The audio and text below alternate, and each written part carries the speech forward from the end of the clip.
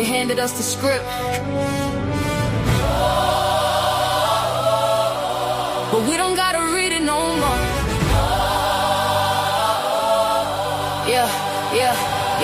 Same old story, different page. Same old ink on a different stage. Got my own people on the corner, pushing me closer to the edge with rage. Willie Lynch probably laughing in his grave, seeing centuries later we still enslaved. House divided, envy contagious, the blueprint still working. Ain't that outrageous? Yeah. Stack the odds, casino game. Bet against ourselves just to chase some fame. Another brother falls, everybody crying. Last week behind closed doors, they was quietly plotting, trying to dim his light cause his future too bright. Crabs in the bucket pulling down every flight. Generational wounds pass hand to hand, fighting each other instead of the man with the plan. Iron chains became gold links, different metal, same prison when nobody thinks. Freedom ain't jewelry, freedom is soul. Can't buy liberation if your spirit been sold. We just echoes in the barrel, spinning circles every day. History whispers softly, but we keep looking away. They handed us the script, now we acting every part. Time to break the cycle, time to heal the broken heart. This ain't the dream they marched for, this ain't the future they just see. This whole thing was a setup, it's time we set ourselves free.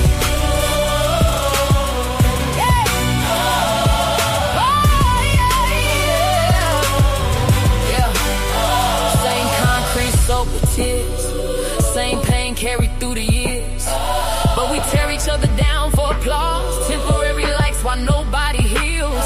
Call you a sellout when you lead a block. Soon as success make the whole world stop. But the real betrayal ain't broke the flight, it's poisoning your people out of envy and spite. You mad cause his watch gleam, mad cause our band gleam. Meanwhile the architects of the cage still counting money behind the scenes. They love the chaos, love the smoke, love watching families lose all hope. Another headline, another mother cry, another generation acting while they dying. The trap ain't poverty, the trap is division. The chains ain't visible, they're built from our decisions. We carry anger in our chests, years of trauma, years of stress, and pass it to our own bloodline. Instead of putting evil to rest, love became weakness, unity became strange, clout became currency. Everybody chained. Round and round we go, history keeps repeating, cause nobody let it go. But tonight we change the pole, we build every hope. This ain't the life they believe, the chains only live if we choose not to leave.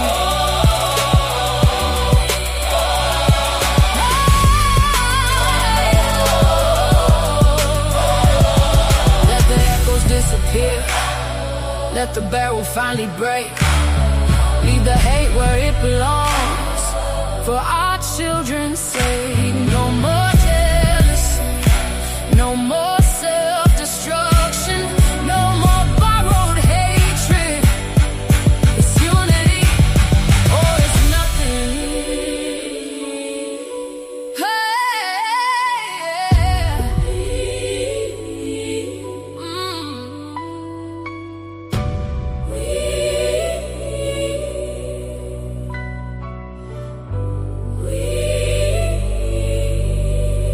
We free,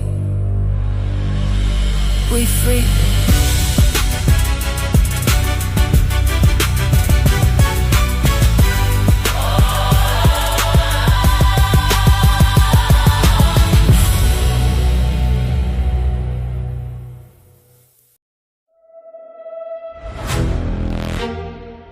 Yeah. Every time I think we finally figured it out. Somebody let pride walk in, somebody let ego take the wheel. Damn. We're stronger together.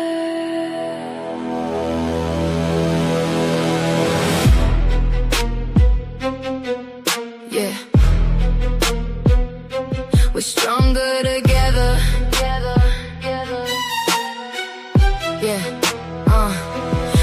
started with a vision, lift each other high, turn these little channels into reasons people smile. Shared every live stream, dropped each other's names. Now we're acting like we're strangers in the game. Clicks over compassion, views over truth. Everybody chasing numbers, who's chasing the youth? Every week another friendship breaking at the seams. How we building kingdoms if we're tearing up the team? We get so close, I can almost see it. One big family, everybody eating. Then pride shows up and the love disappear. Now all I hear is silence in my ear. Damn, why we always fall apart? Damn, who taught us to guard our hearts? We rise together, then divide again. I still believe we can still win, but damn, it hurts to watch. Everybody say we family, till the camera stop rolling. Everybody say I love you, till somebody else is growing. One blessing shouldn't threaten mine. God made enough sunlight for everybody to shine. Somebody getting 50 views, somebody getting 50,000. While we counting blessings like love is running out, then what if your breakthrough was connected to my hand? What if heaven's waiting for us to understand? Maybe the algorithm ain't the enemy. Maybe fear is, maybe competition is. Maybe we're starving for applause when we should be feeding purpose. I ain't perfect, I got scars too. I misunderstood people, people misunderstood me too. But if we never heal, we'll repeat the pain. Different faces, same old game. Children watching, learning from my way. Seeing grown folks go each other away. What are we teaching? What's left behind? If all they remember is how we couldn't unify. Damn, I can almost hear the future calling. Damn, why we keep stumbling when we're walking? There's room for me, there's room for you. Success ain't smaller because somebody else broke through. One light can start another. One voice can lift another. One dream can wake a nation if we stop competing and start creating. One day, the subscribers won't matter, the views won't matter, the money won't matter. People will remember who made them feel seen, who reached back instead of reaching over. Maybe unity isn't something we wait for. Maybe it's something we become. We're still here. We're still family. We can still get it right. Damn, but I still believe.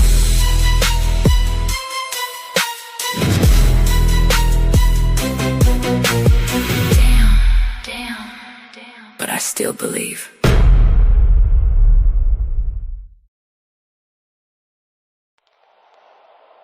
Everybody got a panel.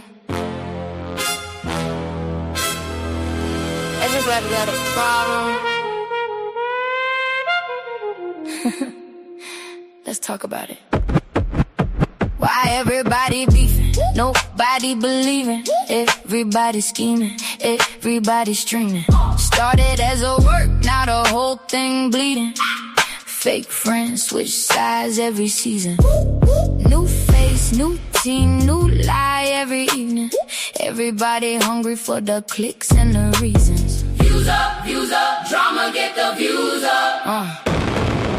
Look, everybody suddenly a journalist now. Microphone tough with the filters and cloud. They don't even know what the culture about. Just smell a little smoke, then it rain in the house. Boxing sector looking WWE. Fake press conference turn reality TV. Started with a live stream, now they selling PPV. Best friends yesterday, now they scream RIP. Cat ding, ding, ding. Another fake rivalry. Cameraman zoom while they build hostility. Comments get toxic, ego get slippery. Now the work turn real and destroy the chemistry. Used to throw punches in the ring for sport. Now they throw friends under buses for support. Everybody got receipts and folders and reports. Whole sector acting like spiritual court. Site TC spilling all over timelines. Screenshots, leak calls, everybody prime time. No context, just captions and headlines. So get traded for algorithm deadlines. And I ain't saying everybody fake, but let's be honest, peace don't pay. Or we worked it out, get ignored all day, but I exposed him, get 100K. Why every Everybody's scheming, everybody's dreaming. Started as a work, now the whole thing bleeding. Fake friends, switch sides, every season switch side. New face, new tea, new lie every evening. Everybody hungry for the clicks and the reasons. Views up, drama, get the views up. See the algorithm hunters lurking in the dark, jumping in beef just to build up a spark. Never put work in, never had heart. Now they commentary kings from a Walmart cart. Everybody got an inside source now, everybody got a truth exposed now. Soon as the views did blow, somehow they manufacture anger just to go fire, bro. It's a circus with ring lights, people losing real friends over click bites. Whole panel screen fights every midnight, then they text backstage like, you good, right? Girl, bye. But the fans can't tell where the script ends. Creators crash out just to trend again. You can see the pain underneath the grin. Souls exhausted, but they live stream again. How many friendships gotta die for content? How many people gotta bleed for engagement? How many ops y'all gonna create before y'all realize the audience addicted to the chaos too? And the algorithm know it. Why everybody beefing, nobody believing, everybody scheming, everybody streaming. Whole internet war, but nobody winning. Everybody loud, but nobody listening. Cloud bottom spiraling, crashing, tripping, turning fake smoke into real life endings. Views up, drama, get the views up. Maybe the real fight ain't each other.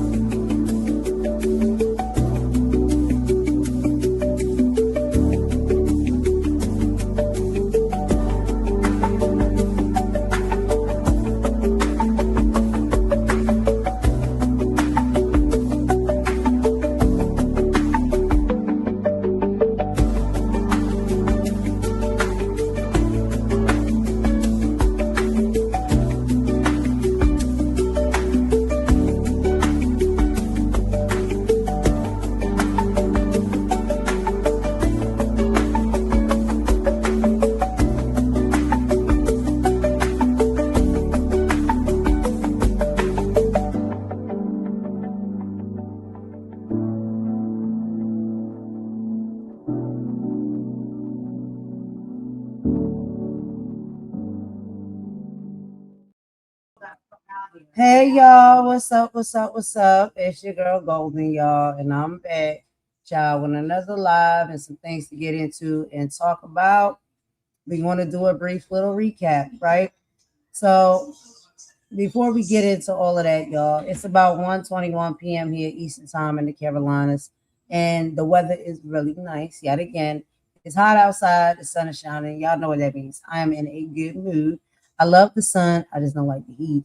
But it's a nice day. I hope you guys are having a nice day in whatever respectful time zone you're in, whether it's morning, afternoon, evening, or night.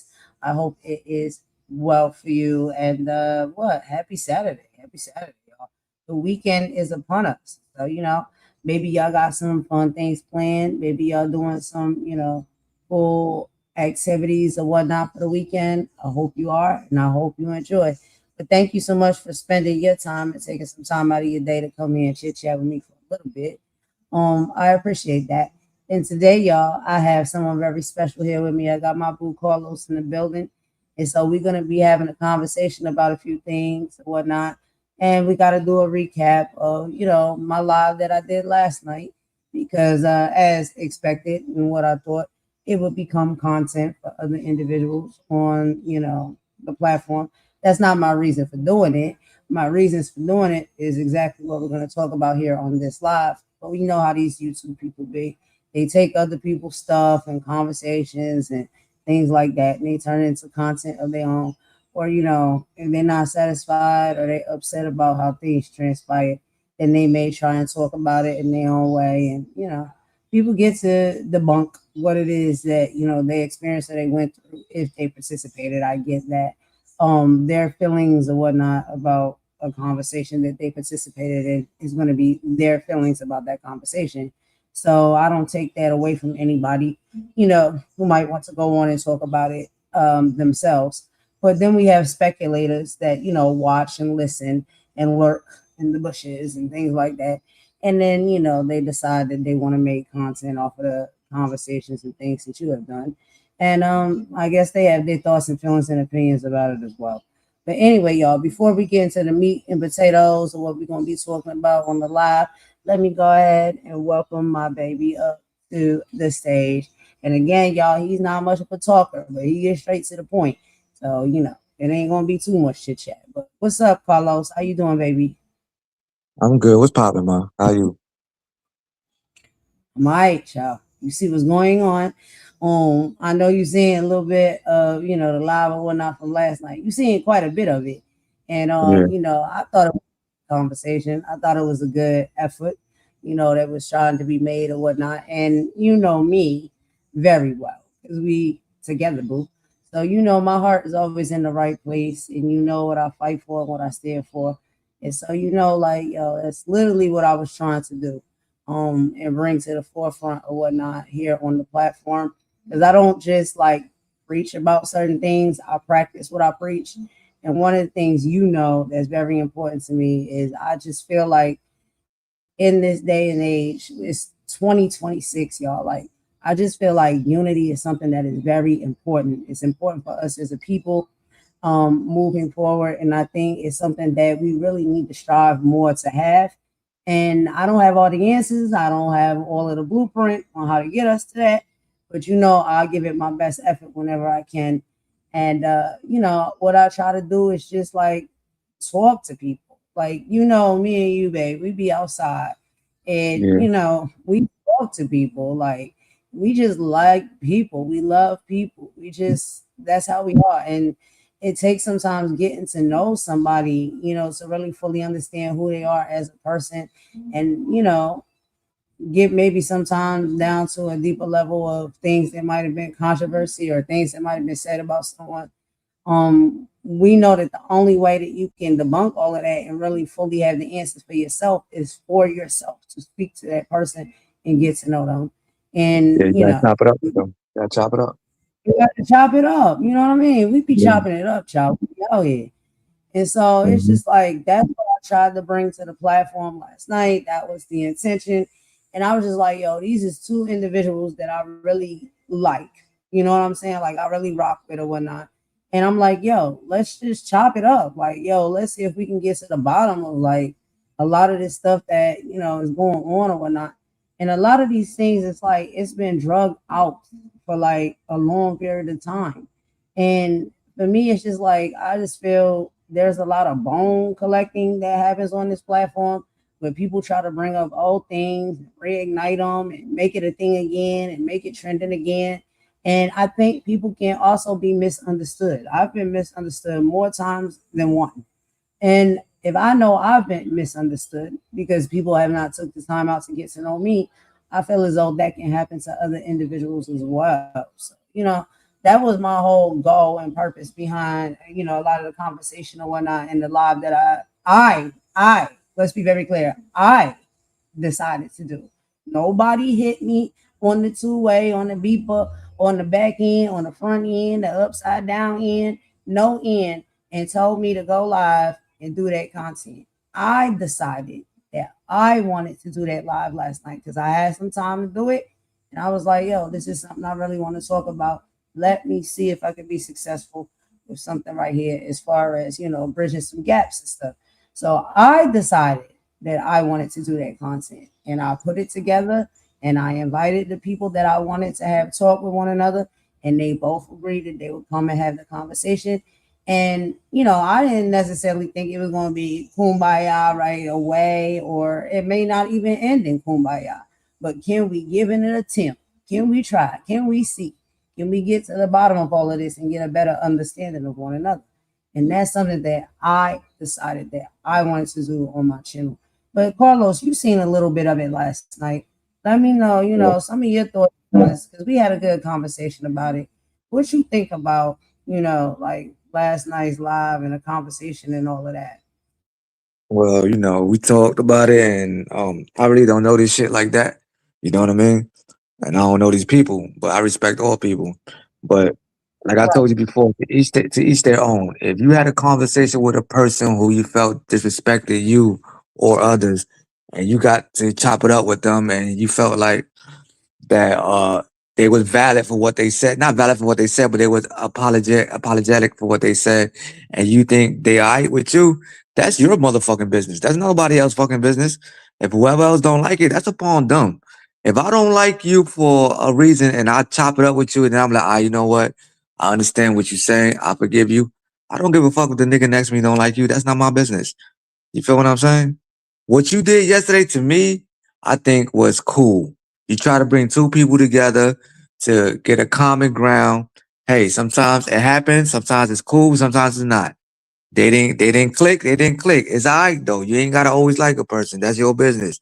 But you can't tell nobody else who to like and who not to like, regardless of what they said. You don't like what she Right. said, that's upon you. You know what I mean?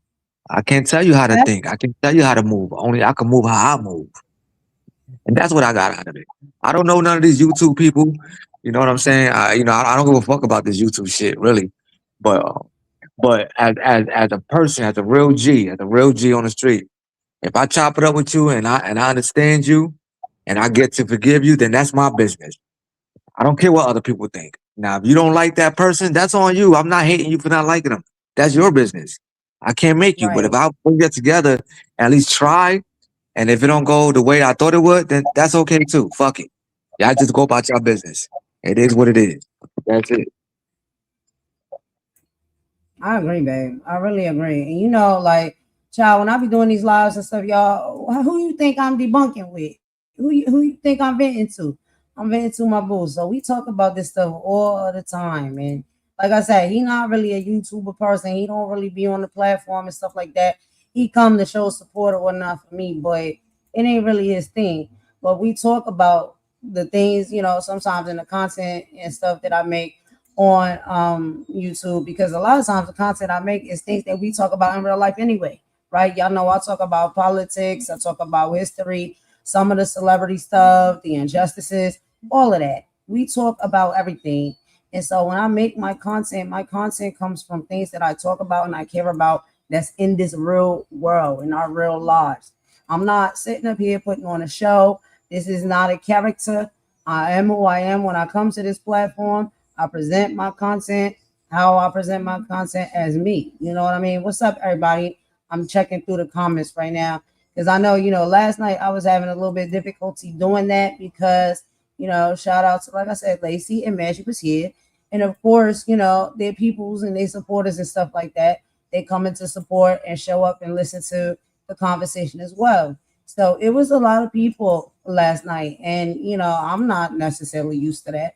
So there was comments that I was missing. There was things that I wasn't seeing. I'm trying to control the controls, child. I'm behind the curtain or whatnot, like the Wizard of Oz, child. And I'm back here just controlling the controls and just having a conversation and all the things. And Mama is here as well, so she got a few things to say as well.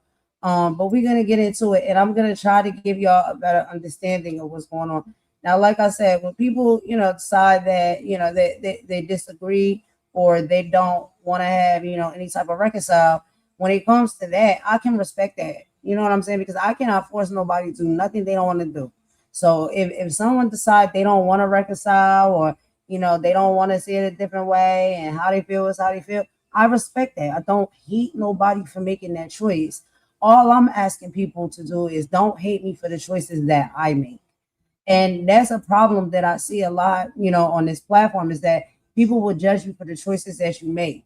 And it's like, yo, we all are grown. We are all, at some level, I would assume we mature enough to make our own decisions that we desire to make.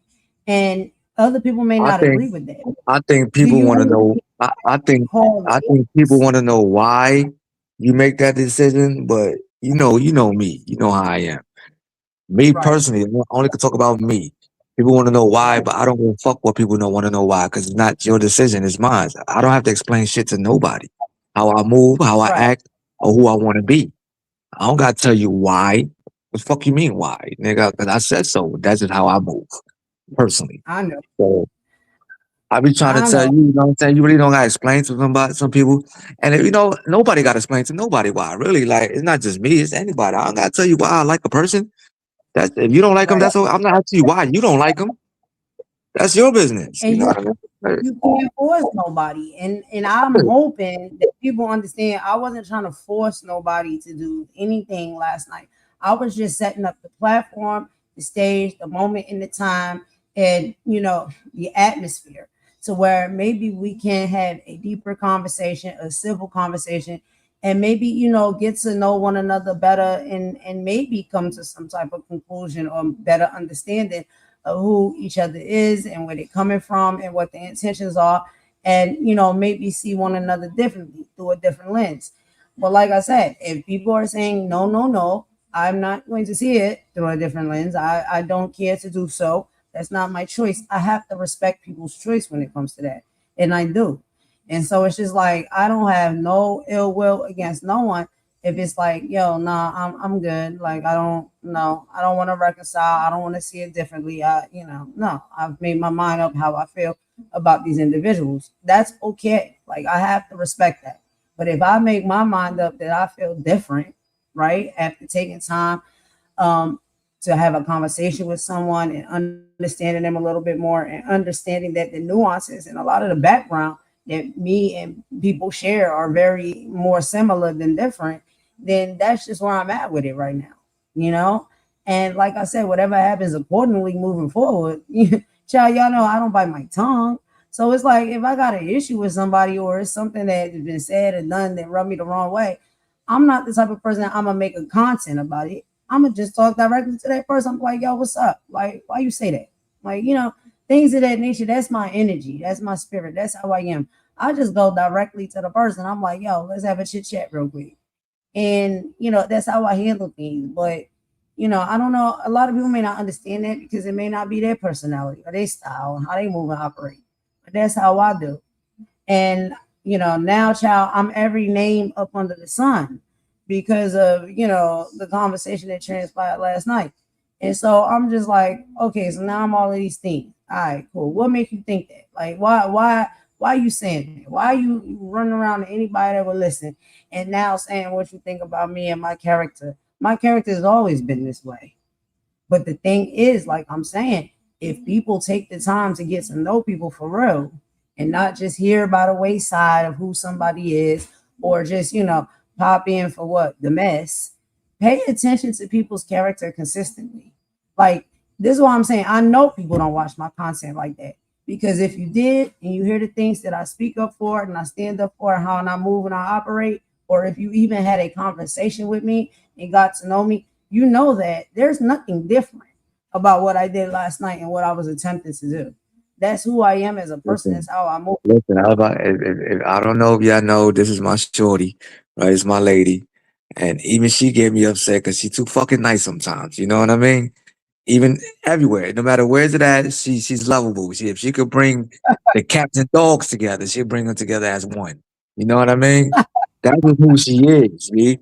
Don't get it twisted. I be getting upset too. Like, yo, everybody cannot be nice, yo. It is what it is. But that's just who she is.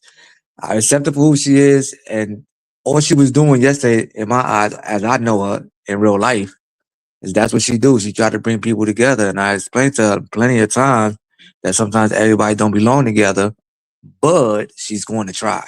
That's what she is in real life, not just on this YouTube shit. Yeah, but Thank you, babe. No, but for real, I be getting on his nerves for real because he be like, yo, like, what are you doing?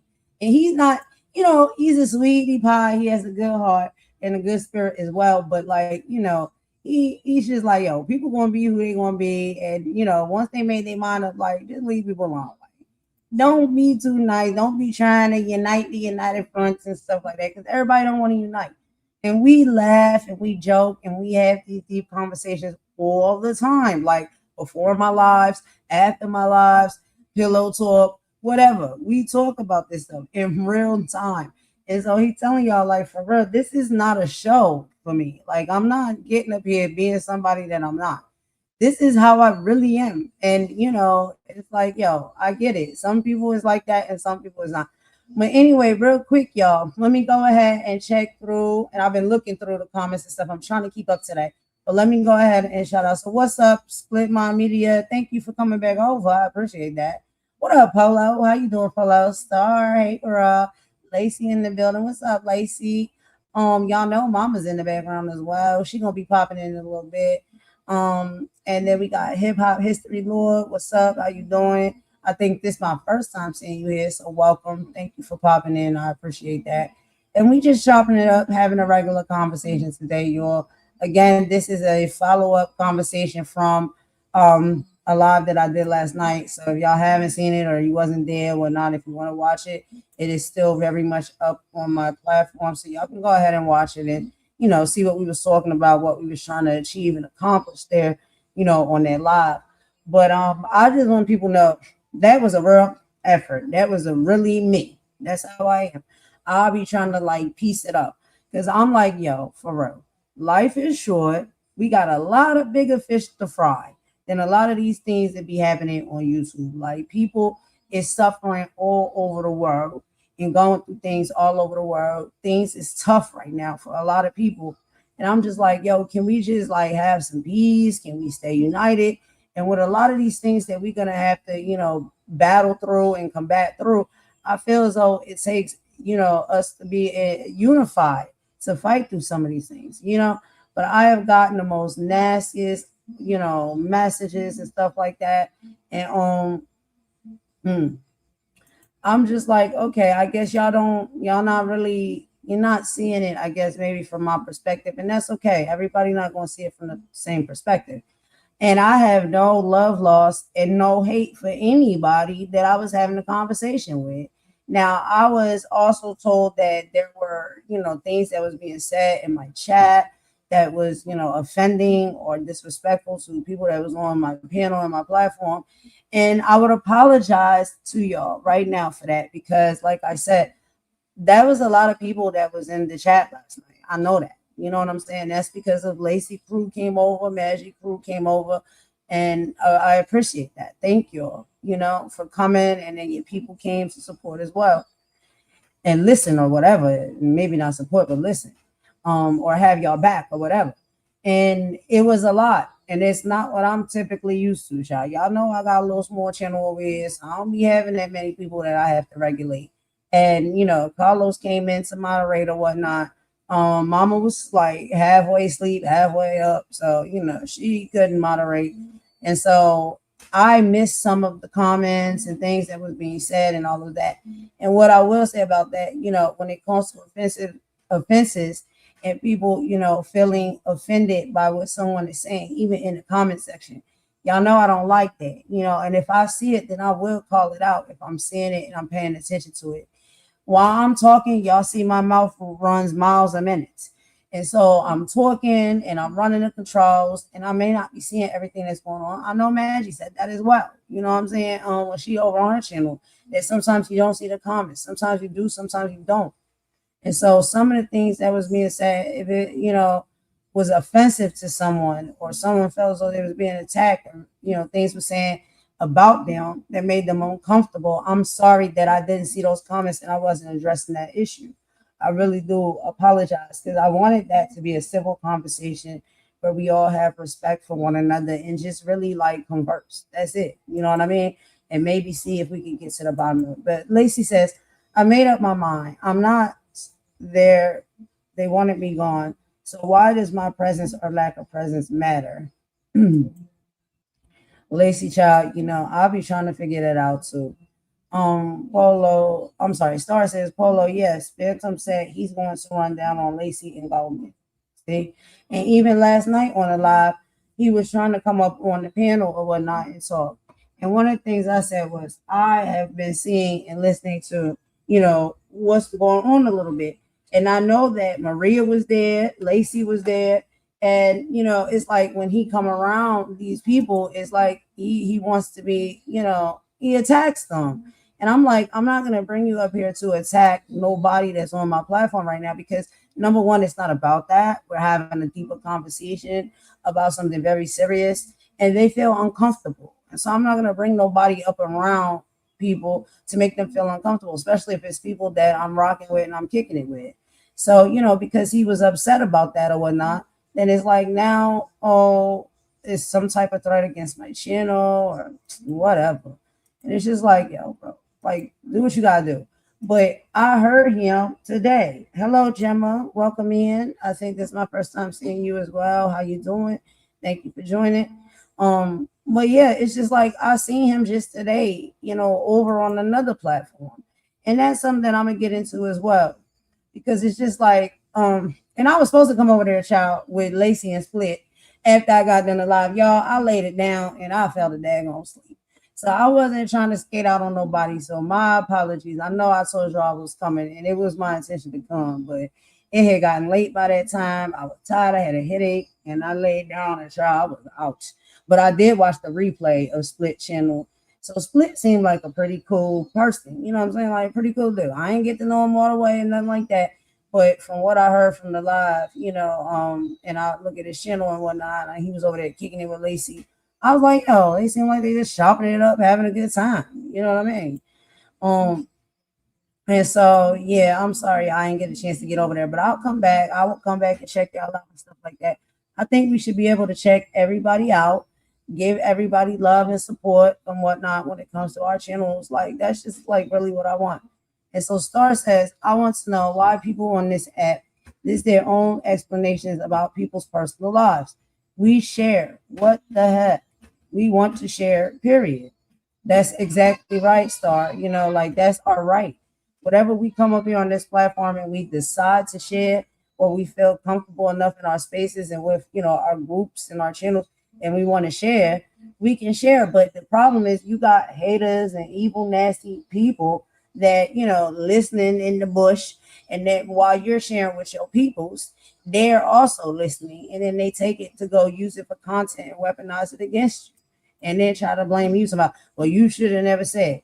Well, people can say or people can't say. It is their prerogative as far as how much they want to share and open up and vent on the platform, especially when they're on their channels where they feel like it's people that support them, that they love, and that they chop it up with. Now, the ones that's taking it and using it for nasty intent and, going back and rewriting the story the way it never was spoke about or went down, that's a big problem as well. And I know a lot of people have an issue with that. And then Lacey says, I proved they lied about the audio. I posted it, Golden. He told on himself 10 minutes ago. And I tagged y'all in the official letter proving it was edited with all of the timestamps. Exactly. So, like, if we look at the facts and the evidence and the proof of a lot of things, it's just like, I mean, what we supposed to do? We supposed to act like our eyes and our ears is not working how they supposed to?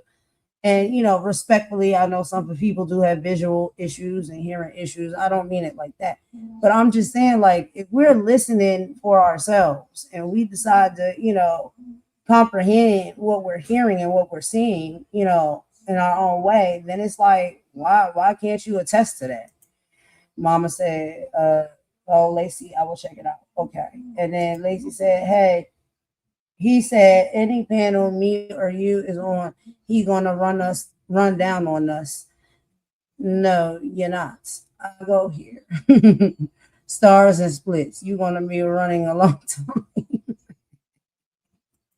Yeah. And Star says, don't lie, Phantom. She gave you a chance to go up when Lacey dropped. You wouldn't go up with Split. And Golden thought you full of spectrum. Yeah, because I'm saying I know that, I've seen, and it was like, no, I don't want to bring him up there to abuse and harass, anyone who is uncomfortable. And he follows people around, just like other people follow people around. And I see how it all goes. And I'm just like, no, I'm not going to bring you up here so you can jump down their throat. And then it's like, soon as Maria come up there, now all of a sudden here you appear. And now you want to come at Lacey, and you probably wanted to talk and flirt with Maria. We can't be sure. But like I said, a lot of, just his energy and his content is like I've heard a bit of it, and it's just not my cup of tea. Like I don't want to talk to nobody like that. And I don't want to keep making those mistakes to bring people up so people can jump down people's throat and fight and stuff like that. Hey Daisy, how you doing, Daisy? And Star says I'm up to annoyed at threats right now. Yeah, I'm being threatened. My channel is being threatened. My character is being dragged because of the live that I did last night. Lacey says, yes, ma'am. All of it is there, and I paid for it to be analyzed. All right, then, girl. You know what I mean? You know what I mean? And so, yeah, everybody speaking to everybody. Mama said, I fear God. Me and Golden, no one fears a phantom child. No. The only person and entity that I fear is God. I don't fear nobody else. Mama warrior, I do not do threats, and I will stand by who I know is real. Golden is real. Thank you, Star, for that. And, like I said, what I have to continue to prove myself all the time and reiterate with an individual that has been wreaking havoc on me and my family, right? These people will rewrite history and just say whatever. The main reason this one person, I guess, may have an issue with me is I popped out and I made commentary and gave my thoughts, feelings, and opinions on how I seen Star being treated, her life and her personal business being made to be content on the platform. And I did not care for that woman who was doing that. And even at that time, me and Star was not, beefing or nothing like that, but we wasn't necessarily like communicating at the time. But right is right and wrong is wrong. And so I seen how that woman was making her content, dragging people personal business and talking about it all the time. And it's things she knows nothing about. Like half of the stuff she was talking about, I know more about it than she did because I had personal conversations with Star. We talked. And so I'm just like, yo, you want to come out here and make content and say, you the receipt person, you the receipts, you got the receipts. Where are the receipts? We never see not one daggone receipt.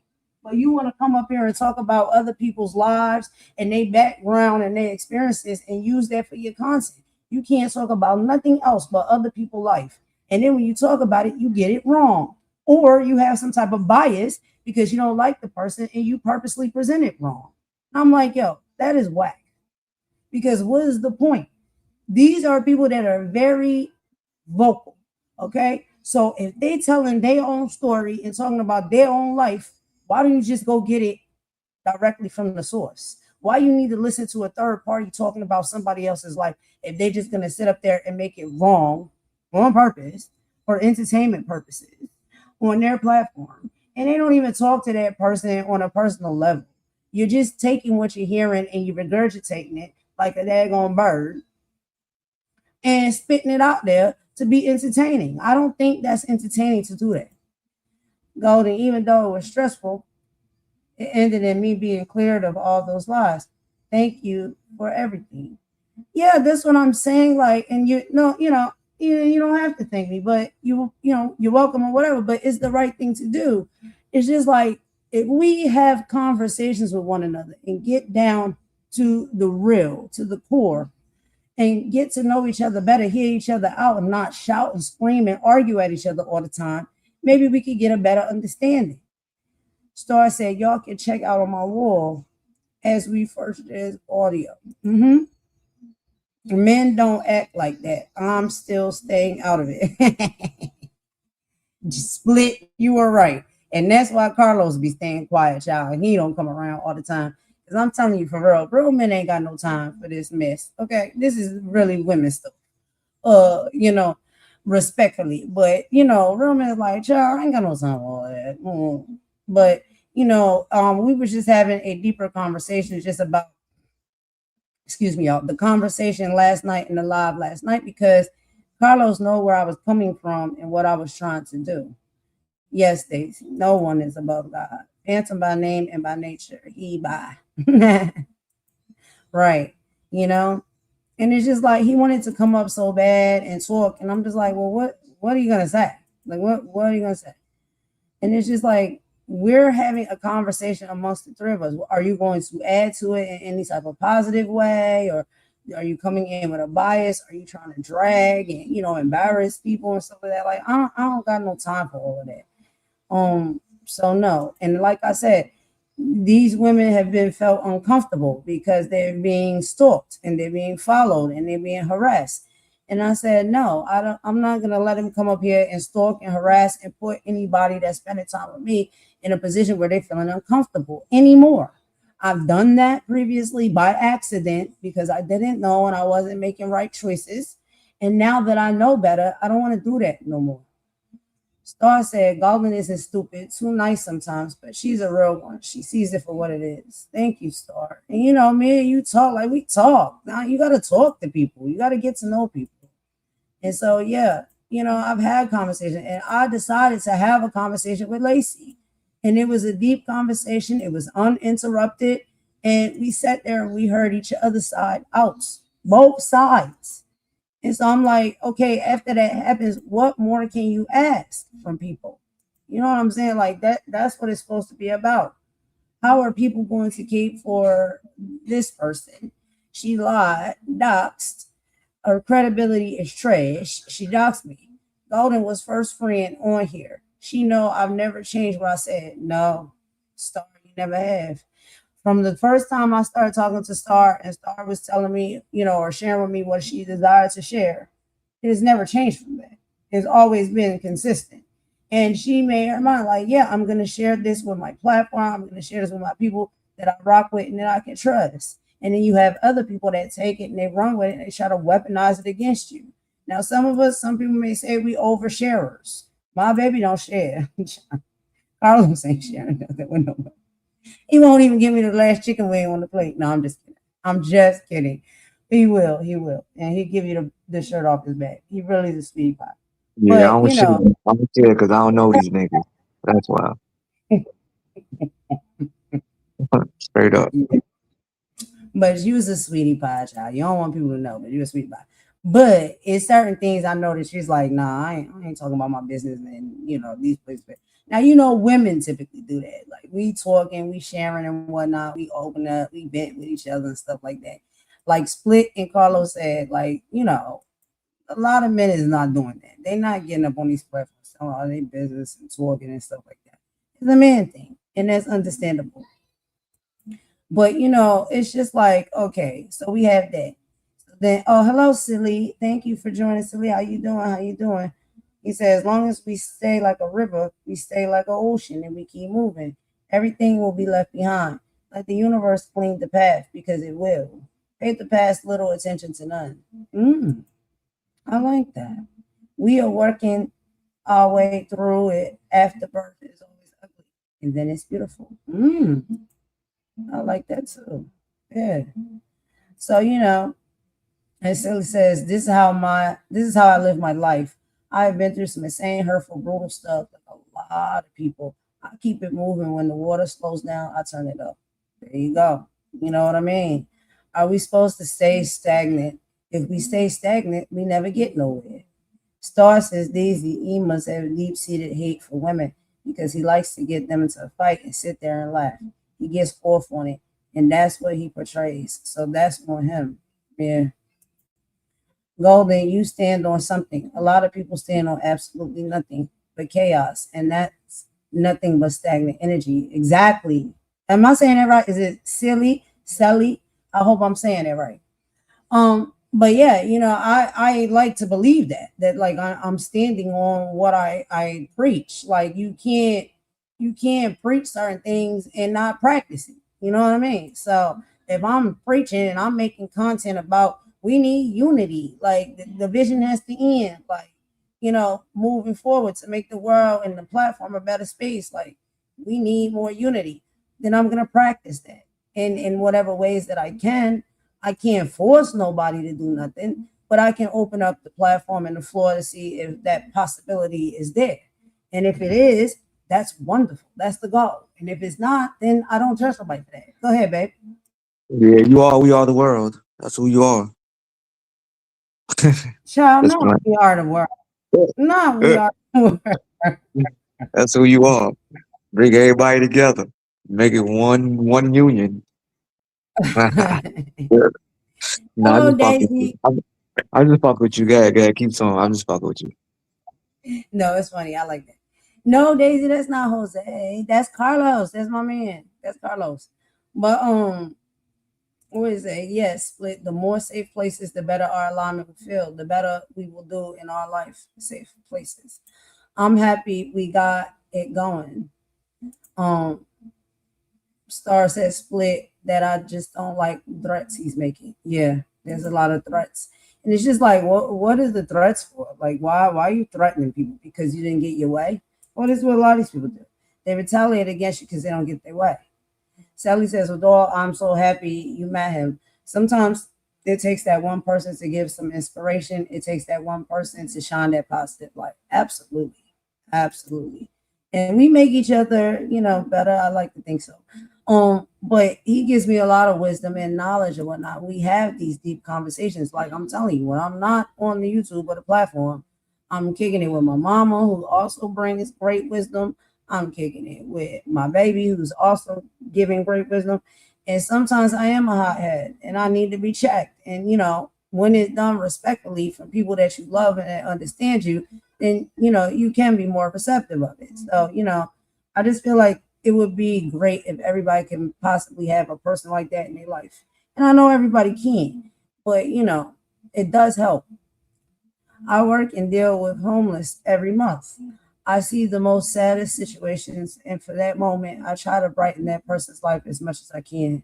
Yeah, Sally, I believe that's beautiful, and I understand that. And that's what I'm saying. We don't always have to do great, grandiose things. It could be one small thing, one small conversation, one small, task that we could do to try and make things a little bit brighter and a little bit better for others. Split says, Star, look up definition of threat and tell me, are you really worried? Evil will bring this ease. Yes, Daisy. Whether whether will be the food I'm given, the human, the medicine, my 20 minutes of time to listen and give that person a hug, I'm on it. Perfect. Perfect. And you know what I'm saying? Like that's too easy to do. You know what I mean? Like a lot of people's like, oh, I want to make a difference. I want to bring change, but I can't do this. And I don't got the money to do that. And, I might can't do it in a great and grand way. We don't always have to do it in a great and grand way. Small things matter and small things count. Just like you said, a conversation, you know what I'm saying? Give somebody a plate of food, and whatever they may need. And it's the small things like that, one step at a time, that can bring difference and change. But we got to start somewhere, right? Like if we don't start nowhere, or we don't attempt to do that, how are we gonna have anything different? I was trying to expose corruption. I never asked for anything. I just wanted to bring awareness. I never asked for money for any cases. It's all lies. I know, Star. I know from the beginning. I've never heard you ask for money. I never heard you ask for money for no cause or any of the things that you was talking about. You was like, yo, if y'all want to donate a little bit of change, y'all can go down here to the donor store. I might can give me some snacks or whatever like that. And we just gonna say snacks. But you've been very transparent and honest about that. Like if someone wants to donate or leave a love offering or something, it's like you're not saying, oh, I have this organization, this nonprofit, I need money for this organization and this movement and whatnot. You never said that. Never said that. You never asked for money. You have shared your story with people that at the time I'm pretty sure you thought like you could trust, and they was in your camp and stuff like that. They was rocking with you, and you shared it with them. And people listen in from the outside. It may not necessarily be in the camp, or then when y'all not getting along no more, then they take your story and they try to weaponize it against you. And it's just like all of that is real whack and corny to me. He said, "Oh, Carlos, Mr. Golden, howdy." And so he says, I know love will win. It's stronger than hate. That I know. I am very forgiving. I am very understanding. And I beat myself up the worst when I feel I've done wrong. I'm the same way. I'm the same way. I really am like that. Like I hate hurting people, and I hate misunderstanding people or being, mean and fictitious. Now, sometimes, child, do a little roasty roast. I don't have a problem roasting, but I'm not gonna put nobody's life in danger. I'm not gonna put their kids in danger. I'm not gonna put their livelihood at risk or anything like that. I can do a little back and forth and a little roasty roast, shoot the dozens and stuff like that. That's about as far as it'll go with me. I'm not trying to do all that extra stuff to hurt somebody's life. You know what I mean? We'll tell y'all I appreciate y'all since I met y'all real talk. Thank you, Split. Thank you. Nice to meet you as well. And you're always welcome here. You know what I mean? And I'm gonna come over there and check out your stuff as well. He's running through the YouTube streets like child not a cricket. Lazy. Oh my God, child. But I'm getting dragged for filth. I'm getting dragged on all ends for filth. Like I got people, and I'm gonna say this respectfully. I got people from the Caucasian community, they dragging me for filth. I got people from the Black community, they dragging me for filth. And I'm a coon, and I'm a colorist, and I'm a sellout, and I'm a liar, and I'm not a real activist, and I'm not any of the things that I say I am or how I move and operate. And I'm being dragged for filth. And people that don't like you, it's too easy for them to already join in on the drag because they already don't like you anyway. So that gives them their opportunity to feel, validated when it comes to the things that they say about you because they already feel about you that way anyway and they don't like you. So as soon as something come up, child, any opportunity, something come up for you to be dragged, people that don't like you are going to take that opportunity and run with it. So, it is what it is. You already didn't like me from jump. We already know how it go. We wake up every day, guys, with a new slate. And did you know every morning you have the strongest dose of vitamin B12 in your mouth? We create that every night. There you go. There you go. And say, Split, you are appreciated and valued. Thank you. Silly, that's interesting. Yeah, that is, And we all have things that we can bring to the table, you know what I'm saying? Like knowledge and wisdom and education and all of that. We got to talk to one another and share it amongst each other, Not to worry about this monster, but I will stand for what's right. That man is not going to threaten women and just get a pass. Only will say that is giving female energy. Yeah, I don't understand some of these guys, like they like to fight women, but as soon as a man step up in the ring, child, they run. And that's what I see. When a real man step up in the ring with some of these dudes, child, they take off so quick. They be looking like what's that character from the Looney Tunes? The Road Runner. Child, you can see the whole daggone smoke and stuff behind them. They running so fast. The Road Runners, they about it. They can't deal with real men and go toe to toe with them. They rather fight women. It's like, yeah, that speaks volumes about you. Yes, Daisy. Remember, my best friend is a doctor and a veterinarian, better than a human doctor, if you ask me. And she's a holistic one and know many things. Yeah. Stumble in the chat, Daisy. Actually, I just stumbled in the chat, Daisy. Never left. I'm just trying to catch up with the comments, y'all, because I know I wasn't catching up with them as well last night. So I'm trying to make sure I do that today. Apparently, we can give dogs and histamines. And yes, it's good to have a spiritual friend. My friend was spiritual. She didn't take any medicine and then unfortunately passed on to glory in her sleep on New Year's Eve. I'm sorry to hear that, Daisy. I'm sorry, y'all. But yeah, so anyway, let's get into a little bit more of the talking talk because I know I'm kind of talking in circles. So I know everybody that's basically here right now was on the live yesterday. I have some supporters that probably were support me and now they decide no longer. And their choice has to be their choice. I understand it. I respect it. But I'm just trying to make it very clear what my intention was last night. It wasn't in bad intent at all. I was really trying to say, could we possibly, bridge a gap or something? Could we have a conversation and see if two people that, have been bumping heads and, not necessarily, on the same page and whatnot, can we be? Can we change that? Can we maybe get to know each other a little bit better and see if there can be some type of resolve or anything like that? That was the intent. And now I'm everything under the sun. So, it's okay. I've seen some of the lives so far, and I know it's not going to end. I know it's going to be more lives today, right? Daisy said, "Put me in the ring, please." I know it's gonna be more lives to come. It's still early here. It's like 2 o'clock p.m. It's early here. Hey Maria, what's up, girl? How you doing? Thanks for coming in, boo. And so, the people will talk and they're gonna do what they're gonna do. But I was just hoping y'all could understand, a little bit more as far as where I was coming from. But Star said Ralph ran him off, split Lil Zoo. The real men don't respect. Yeah, that's what I'm saying. Like some of these dudes, they will run. If they talk to Carlos Shaw, they won't even show up in the first place. If Carlos was up here talking all the time, these men will not show up at all because they're scary and they cannot handle being around a real man. They don't get that. They want to fight and drag and roast and be nasty and disrespectful towards women. But as soon as a real man jump into the daggone ring, child, they know where to be found. They're on their way out.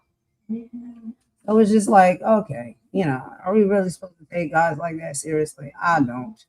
But it is what it is. But I did want to show y'all something. Y'all know, per usual, I always have something to show and something to talk about and say.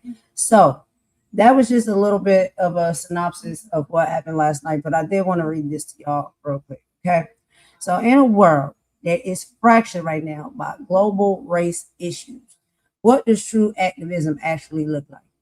Last night's live stream was a living example of what it means to actually try, not just talk the talk, but walk the walk, stepping in the fire to build bridges and mediate peace. Yet those who push for unity are often met with lateral violence and weaponized labels, even from within our own communities. So today, like I said, I got Carlos here with me, and we stepping into my style masterclass to reclaim the narrative. We are going to be reacting to a few things, y'all, and I want to show y'all a video, and it is a video from Malcolm X, and his historic return from Mecca. It was a pivotal moment that proved true activism requires growth, global perspective, and the courage to evolve. So we are asking the hard, uncomfortable question: what is the end goal? Do we expect to solve racism with a demand for reverse racism? Or do we want to, or do we want true understanding when it comes to shared humanity? So that is a lot of things that, we'll be talking about on this live. And like I said, Carlos is here with me for a good time, not a long time. So I'm going to try to get this done real quick because I want him to stay and not go. But, he already told me what his time frame is. But this is a serious and necessary conversation about what global activism actually looks like, because there is a massive misunderstanding that's happening right now. We see it all over the internet. We see it in the political coverage, and we see it in our daily lives. Last night, I didn't just sit back and talk about what I'm going to do. I tried to make an effort to see if I can bring it to fruition. I stepped into the fire to try and build a bridge to mediate peace between two people I support who may have, been trapped in a cycle of animosity, dealing with racism and racial tropes. I put on my own name and my own reputation on the line to try and bring healing to a situation. What happens when you try to be a peacemaker? You get hit with lateral violence. Right now, I got people, and I've listened to some of the lives, people from my own community, from my own race, calling me all types of names, calling me a coon, calling me a sellout, calling me a racist, while they sit comfortably on, and let's just say it, y'all got to be raw, on another white-owned platform, allowing outside voices to lead the charge and dictate the conversation. They sit on these platforms where actual systemic racist things have been said, repeatedly, not just out of that individual's mouth, but allowed to be said within that individual's chat. But yet, I'm the target because I choose to step up and try to heal a divide. Let's be clear, very clear. My style comes with honesty, truth, love, and unity vibes. We are not doing chaotic screaming. I'm tired of it. I'm losing my voice, and y'all can hear it. And we're not doing petty internet gossip and content. Y'all don't see me making these things content like that. If I'm making some type of content, I got to speak on it, I will. But I'm always going to leave you with some type of education or something you can take from it that has some type of,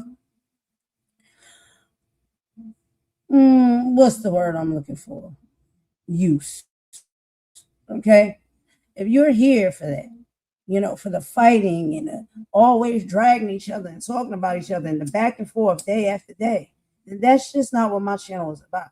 I don't even believe that I'm considered to be someone who is included in the Black tea sector, and that's okay.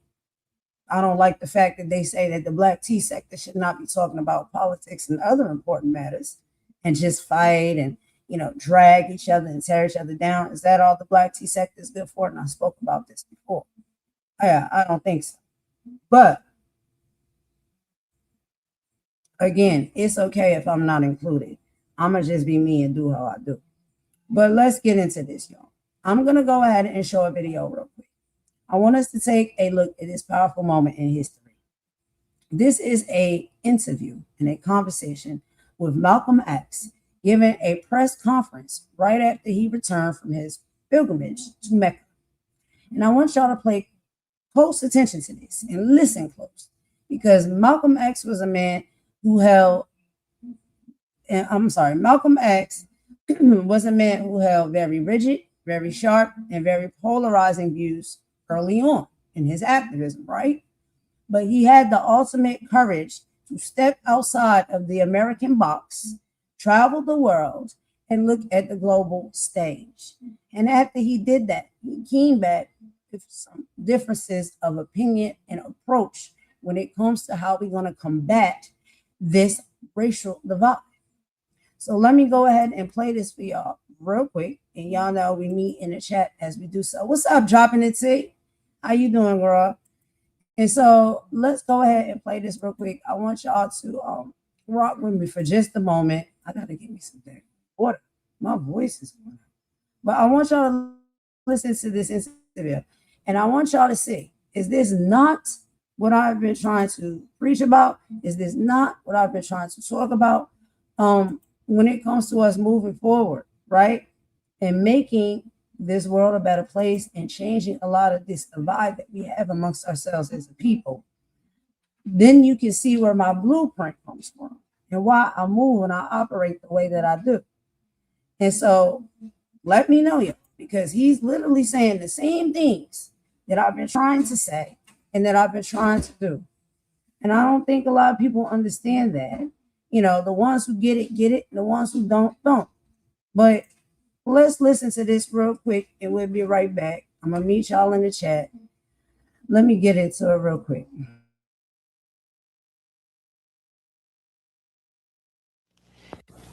Minister Malcolm, when you broke with Elijah Muhammad back in March, you said it was because the black Muslims were too narrowly sectarian and inhibited, and because Elijah Muhammad had become blindly jealous of you and the personal following you had gathered. I said the first part, but the last part, I didn't say that Elijah Muhammad himself had become blindly jealous. I mentioned that it was his family and the officials in Chicago. Everything that I said always was designed to protect Mr. Muhammad himself, primarily because the image that he had created was the image that enabled his followers to remain strong in faith and things of that sort. And I didn't want to see any adverse effect or negative result develop in the faith of all of his followers. Mm-hmm. But actually, despite the fact that I tried to protect the Muslim movement, if you'll notice, they used their newspaper to slander me and to label me as a hypocrite and as a rebel. And Mr. Muhammad himself said that I defected. Well, in reality, I never even left the Muslim movement. They put me out. and they put me out because of what I knew, and what I knew was told to me by Mr. Muhammad's son, Wallace Muhammad himself. They put me out and they put him out.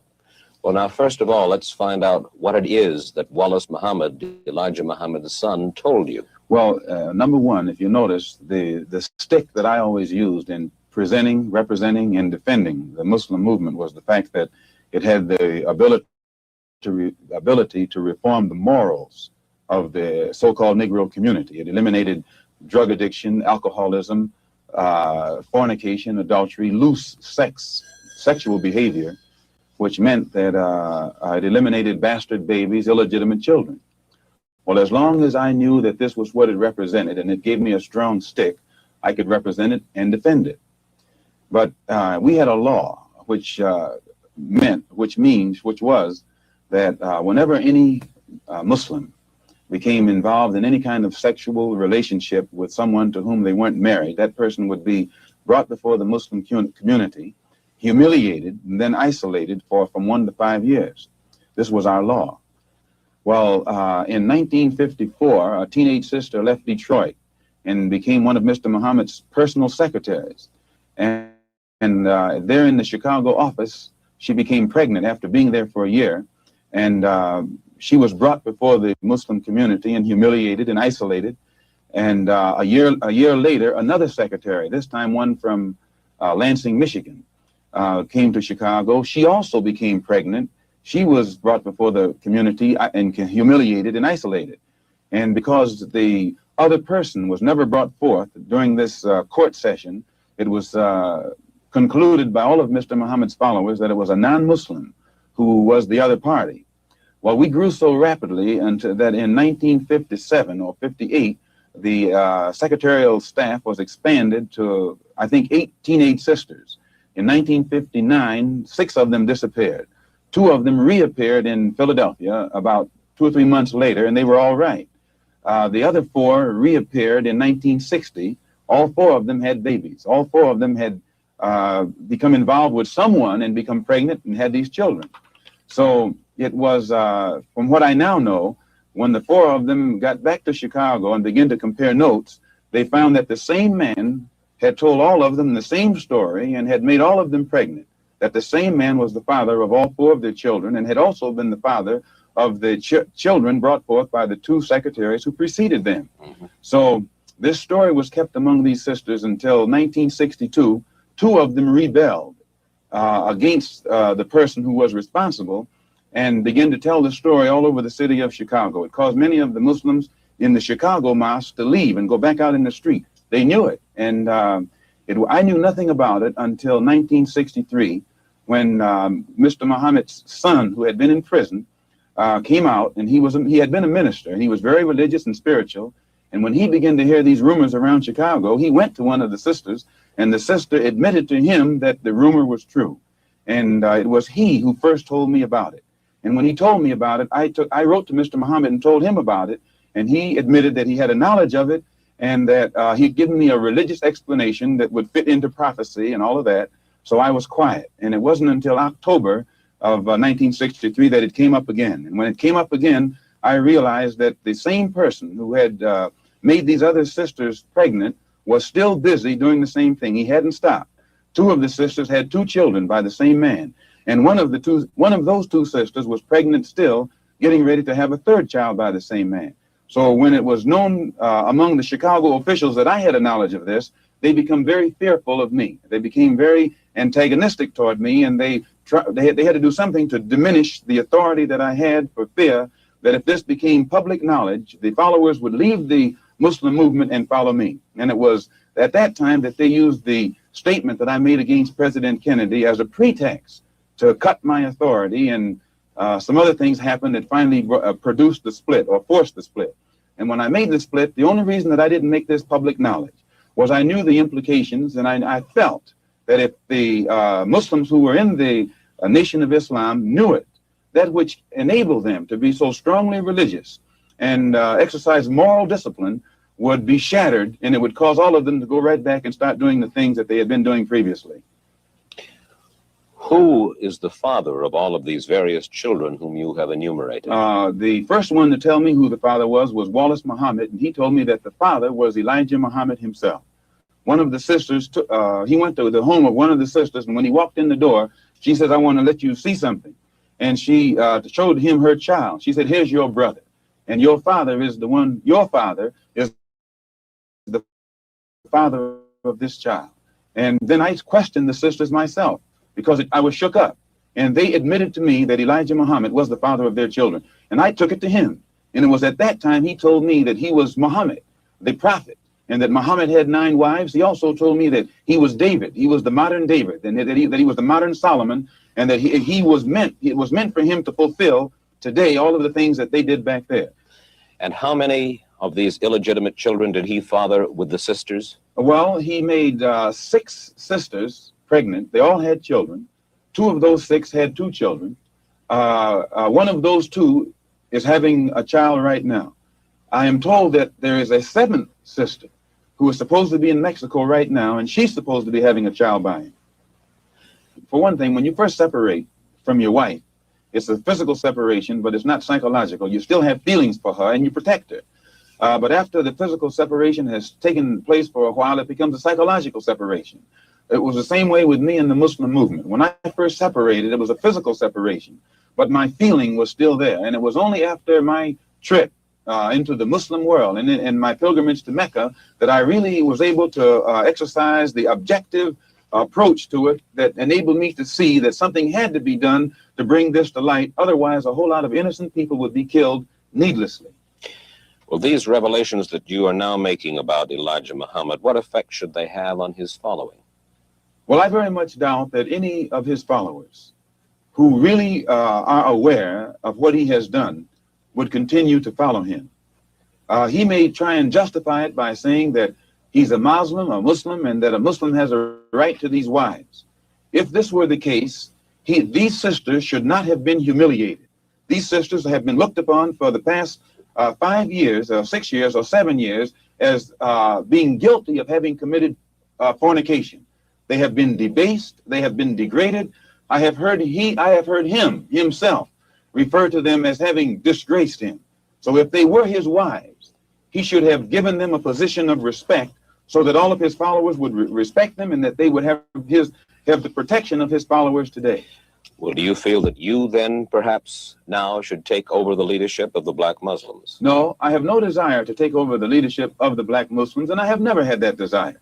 But I do have this desire. I have a desire to see the Afro-American in this country get the human rights that are his due. I believe that the Islam religion is the best religion for our people because it creates unity, and it gives one dignity and racial confidence and all of these things that are necessary to make a complete human being. Are you not perhaps afraid of what might happen to you as a result of making these revelations? Oh, yes. I probably am a dead man already. What do you mean? Well, when you understand the makeup of the Muslim movement and the psychology of the Muslim movement, as long as if I myself, by having confidence in the leader of the Muslim movement, if someone came to me and I had no knowledge whatsoever of what had taken place, and they told me what I'm saying, I would kill them myself. The only thing that would prevent me from killing someone who made a statement like this, they would have to be able to let me know that it's true. Now, if anyone had come to me other than Mr. Muhammad's son, I never would have believed it, even enough to look into it. But I had been around him so closely, I had seen indications of the reality of it, but my religious sincerity made me block it out of my mind. Have you received threats on your life? Oh, yes. I first received threats on my life in December. In December. No, not in December, in January. When it first became known that I had come back to New York and told the captain of the fruit in New York, who was my right-hand man formerly, and also the secretary of the New York Mosque and the minister in Boston. When it became known that I had told them, then an effort was made to shut me up. One brother encouraged to go out to my house and shut me up. And fortunately, it was a brother who was well capable of doing so, but it was a brother who was highly intelligent. He was academically equipped to think for himself. and what he was told to do didn't add up. And fortunately, he was the one who put out a feeler to me to find out what was wrong, and I opened his eyes. And then he opened the eyes of the same crew whose job it is to do this kind of work. You mean he was going to kill you? Oh, yes. One of them was, an attempt was made to get one of them to wire my car with an explosive. That one is with me right now. Well, fortunately, while I was among the Muslims, I never lived beyond my means, and I have learned how to live within means. And I still have the clothes that that was provided for me at that time. I'm in the house that was provided for me, although we're in a court battle, they're trying to get it back. And I have made this statement to them concerning the house that they could have it. If they would take me back, that they would permit me to come before the Muslim movement, the rank and file, and explain or defend myself against all of the charges that they've made against me, they could have the house. But they are going contrary to their own laws by standing up in the mosque and indicting me, but never giving me a chance to defend myself. And they say that no one can judge me but Mr. Muhammad. In this case, Mr. Muhammad can't sit as judge because he's involved in the case. Elijah Muhammad says of the Muslims, we carry no arms, and we do not seek to win victory with arms. We do nothing to others that we would not have done unto us.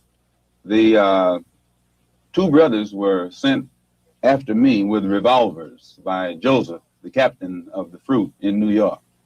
They were armed. When a Muslim is attacked, and you'll find this to be the pattern, when the Muslims were attacked in Monroe, Louisiana, Elijah Muhammad gave no signal to anybody across the nation to come to the defense. All right, y'all. So I just want us to listen to a little bit of that interview. You know, I know it's kind of boring, so I don't want you to feel like you're in school or nothing like that. But we're gonna go ahead and take a quick song break, and then after the song break, me and Carlos gonna chop it up a little bit more, and we'll talk with y'all in the comments as well. But this not gonna be a long one today, y'all. I just have a few other updates and whatnot. I do have an update with the Nolan Wild situation, and I want us to listen to that together as well and give a little bit of commentary on that. But before we get into it, let's just go ahead and take a quick song break, y'all, and I'll be right back. I'm gonna get me some hot tea. I'll be right back, y'all. Thank you so much for kicking it with me, whether you're here in the comments with us or maybe you're just in the cut listening or in the bushes listening. So you can use this also for content somewhere out there in the great YouTube world, as they have used last night's live for content. But yeah, let's go ahead and play this quick song. We'll be right back.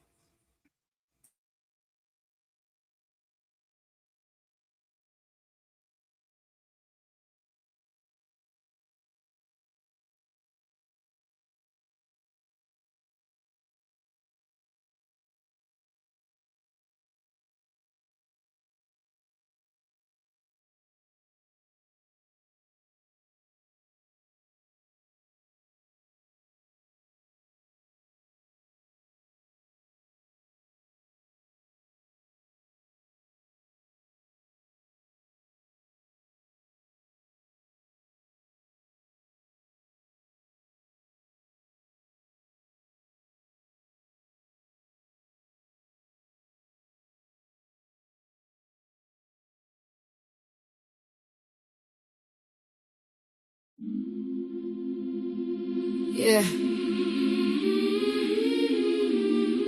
Ain't no more quiet now. Nah. Tell them run that back. I said, hands up, head high, 10 toes. They monetize pain while the truth get froze. Big talks online, but they hearts stay cold. Still fighting for rights that was promised long ago. Ooh.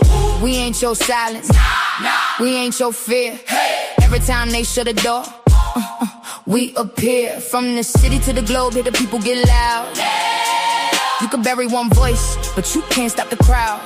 Yeah, I'm I'm from the side where the pressure make diamonds, where mothers pray hard cause the system stay violent. Kids learn trauma before they learn signs. Politicians campaign while communities dying. Look, everybody tweeting, everybody streaming, everybody woke till the camera stop beaming. Truth don't trend when the money intervening. That's why the real ones exhausted and screaming. Big change, fake morals, podium capping. Whole lot of hashtags, ain't nobody action. Trying to sell the vision with celebrity distractions. Meanwhile, rights disappear through strategic reactions. Close schools, close polls, close cases. Still see hate written all on their faces. History repeating, just switching the phrases. Different decades, same games, new stages. And they wonder why the people don't trust. Every headline feel dangerous to us. Every promise turned dust, but we still rise up, rise up, rise up, rise up, rise up, rise up, rise up, rise up, rise up. Hands up, head high, 10 toes. They monetize pain while the truth get froze. Big talks online, but their hearts stay cold. Still fighting for rights that was promised long ago. Hey, we ain't your silence, we ain't your fear. Every time they shut a door, we appear. From the city to the globe, here the people get loud. You could bury one voice, but you can't stop the crowd. Yeah, now everybody playing God with the algorithms, programming narratives and calling it the system. Who decides truth? Who decides wisdom? If the future artificial, who protect the children? Too much rage in the timeline scrolling. Young minds vulnerable, anger overloading. Everybody radical when the fear keep growing and the world stay tense while the missiles stay loaded overseas. War drums, contracts get signed. Oil, power, money always hide behind pride. More folks pay while the billionaires glide. And the news turn trauma into primetime vibes. Talk peace with a smirk while the stocks go up. Tell the working class, hold on, but enough is enough. People tired, people broke, people fed up. Still they call us angry every time we stand up. Stand up, stand up, stand up, stand up, stand up, stand up. Listen, it's bigger than left or right, bigger than red or blue.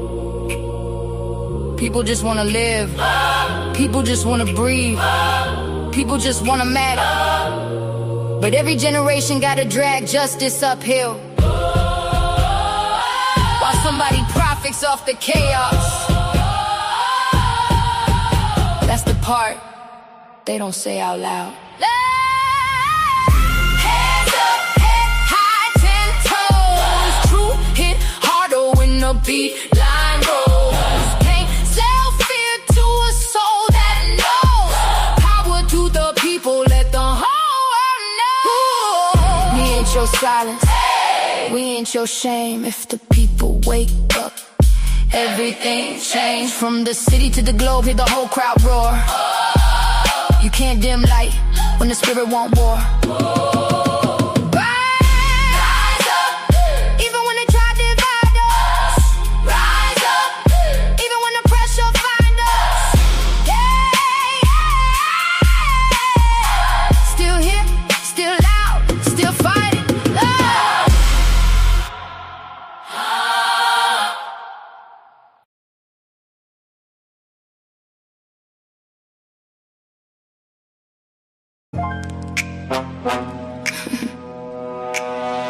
Yeah. Shh. Don't make eye contact. I move like truth in a crowded room, unnoticed, until it's too late. Snap, snap. File 1, hypocrisy. File 2, rejection. File 3, denial. Let's open the case.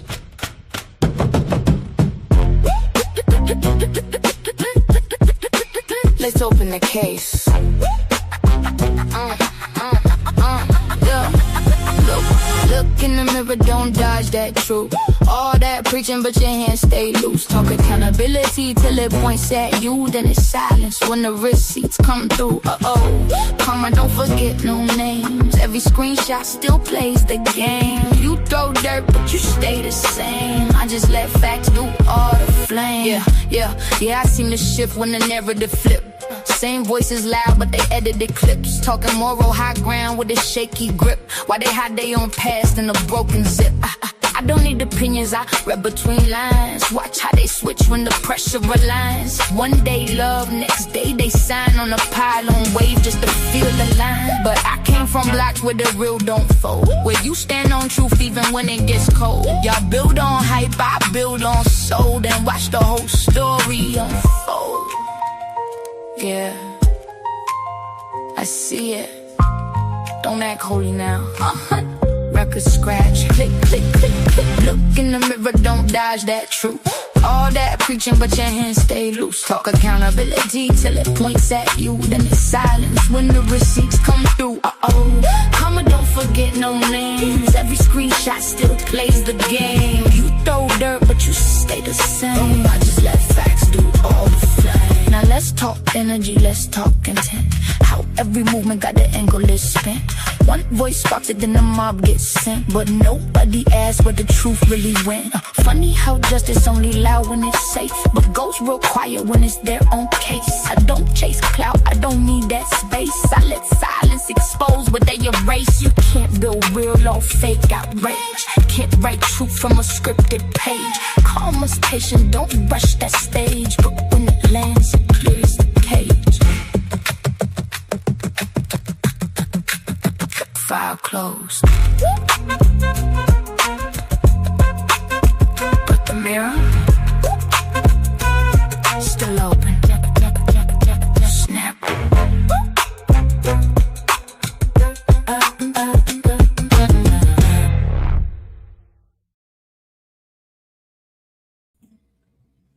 All right, y'all. So thanks for rocking with me with that quick little song break, y'all. I had to go get me some hot tea. Cause my voice just be going in, out. I don't know if it's because I be talking too much here on the platform or whatever.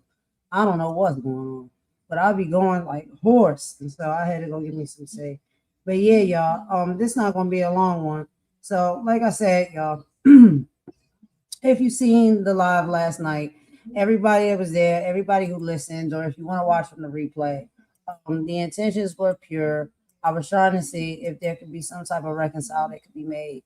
And, like I said, we had to be respectful to people's wishes. If they don't wish to, reconcile or whatnot, they get it together, then, that is on them. I cannot be sure, what somebody's going to choose to do in a situation like that. But that was my intent. You'll see people will be making content about it. They're going to be dragging me all over the internet. They're going to be saying, I'm this, I'm that, I'm not this, I'm not that. That's how it typically goes. You know what I mean? Like, we already know how it is, but it is what it is. Let me play this quick clip, and then I just got 2 more clips that's real short that I'm going to play for y'all, and then we're going to wrap this up and get up out of here, y'all. But yeah, again, this is the famous speech again, and I want to repeat it from Malcolm X. And again, I think it's very important for us to listen to. Because if we're going to have any type of change, for our future, for our children, anything of that nature, we're going to have to understand that it is up to us to change how we move, we operate, and how we see the world. What change we want to see, we have to bring. We have to be the change that we want to see. And that's what I desire to do. And I'm going to keep fighting for it. And it's not going to be easy. It wasn't easy for any of the other activists that did it historically. We see how that all kind of turned out, and it's unfortunate, but that doesn't mean we stop fighting. So y'all, let's play this clip real quick, and I'll be right back. Malcolm X. I think a lot of people are confused by the new Arabic name, El Hajj Malik El Shabazz. I've always had the name on my passport, Malik El Shabazz, only I only used it in the Muslim world. Well, Hajj is a title that is given to any Muslim who makes the pilgrimage to Mecca during the official Hajj season. Well, will you now use Shabazz and drop X? I'll probably continue to use Malcolm X and I'll probably use it as long as the situation that produced it exists. You don't feel that Shabazz takes the place of X? My going to Mecca and going into the Muslim world, into the African world, and being recognized and accepted as a Muslim and as a brother may solve the problem for me personally. But I personally feel that my personal problem is never solved as long as the problem is not solved for all of our people in this country. So I remain Malcolm X as long as there is a need to protest and struggle and fight against the injustices that our people are involved in this country. Are you prepared to go into the United Nations at this point and ask that charges be brought against the United States for its treatment of American Negroes? Oh, yes. Please. I think you're right in my chair. The audience will have to be quiet. Yes, as I pointed out when I was during my traveling, that African nations and Asian nations and Latin American nations look very hypocritical when they stand up in the United Nations condemning the racist practices of South Africa and that which is practiced by Portugal and Angola, and saying nothing in the UN about the racist practices that are manifest every day against Negroes in this society. Even in South Africa, those Africans aren't faced with bayonets and aren't faced with police dogs. I would be not a man. If I was in a position to bring it in front of the United Nations and didn't do so, I wouldn't be a man. Malcolm, do you intend to lead the charge in the United Nations? Well, I find that to say you're going to lead something creates a lot of hostility, division, jealousy, and envy. I hope to work with any group of leaders or any group of organizations to do whatever is necessary to see that this problem is brought before the United Nations. Have you had any commitment from any nations in Africa to support you in such a move? I would rather not say at this time. But one thing I found in my travels, all of them look upon us as their long-lost brother. You realize the implication is that you have had such commitments when you say... This is your interpretation of what I said. One thing that I found in all of my travels was that all of the Africans, not only the Africans, but the Asians and the Muslims, look upon us as their long-lost brothers. And America had actually tricked many of them into a hands-off policy by giving them the impression that she was honestly trying to do something to solve the problem. My argument over there was designed to prove that it is impossible for the United States government to solve the race problem. It's impossible. Malcolm, on your trip abroad, you said you sensed a feeling of great brotherhood and that conceivably you would be working toward integration in this country now. At least this is what you're reported to have said. Have you any comment on it? I don't think that I ever mentioned anything about working toward integration. They haven't even got integration right here in New York City. You have worse integration problems in the North than they have in the South. So if it doesn't work, if you can't bring about integration in New York City as international, cosmopolitan, up-to-date as it's supposed to be, you will never get integration anywhere else in the country. Are you prepared to work with some of the leaders of the other civil rights organizations? Certainly. We will work with any groups, organizations, or leaders in any way, as long as it's genuinely designed to get results. Does your new beard have any religious significance? No, not particularly, but I do think that you'll find black people in America, as they strive to throw off the shackles of mental colonialism, will also probably reflect an effort to throw off the shackles of cultural colonialism. And they may begin to reflect desires of their own, with standards of their own. Malcolm, your more controversial remarks was a call for black people to get rifles and form rifle clubs some time back.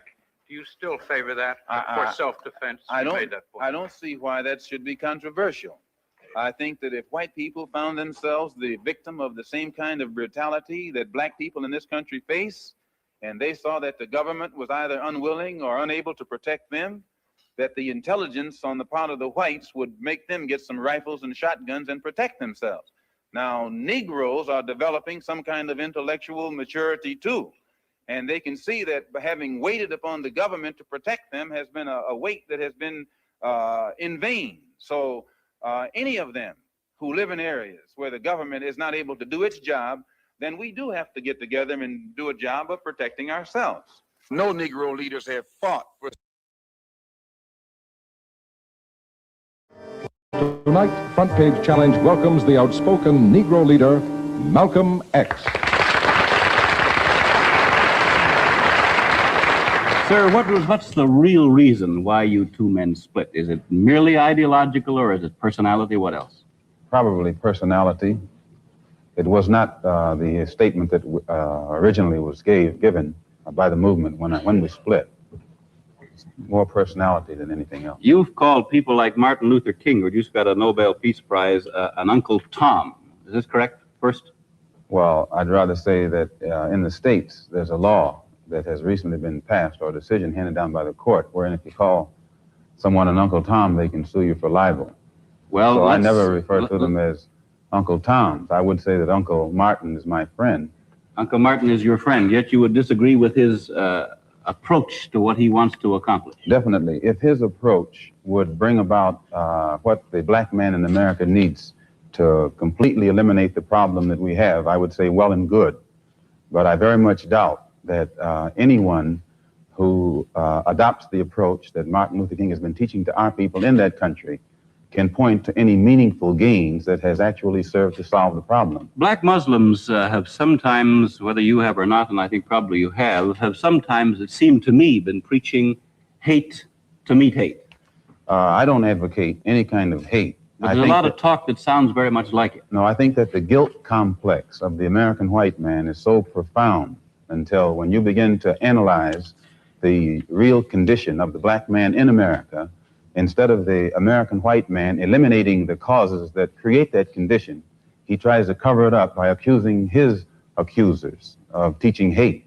But actually, they're just exposing him for being responsible for what exists. Well, that's something of an argument, but I've heard speeches made by some of the people of your group. I think I've heard you make speeches. It seemed to me that you were advocating what I would have to describe, I think, as violence to meet the serious injuries that have been done your people, with which I totally agree. I don't call that violence. I don't in any way encourage black people to go out and initiate acts of aggression indiscriminately against whites.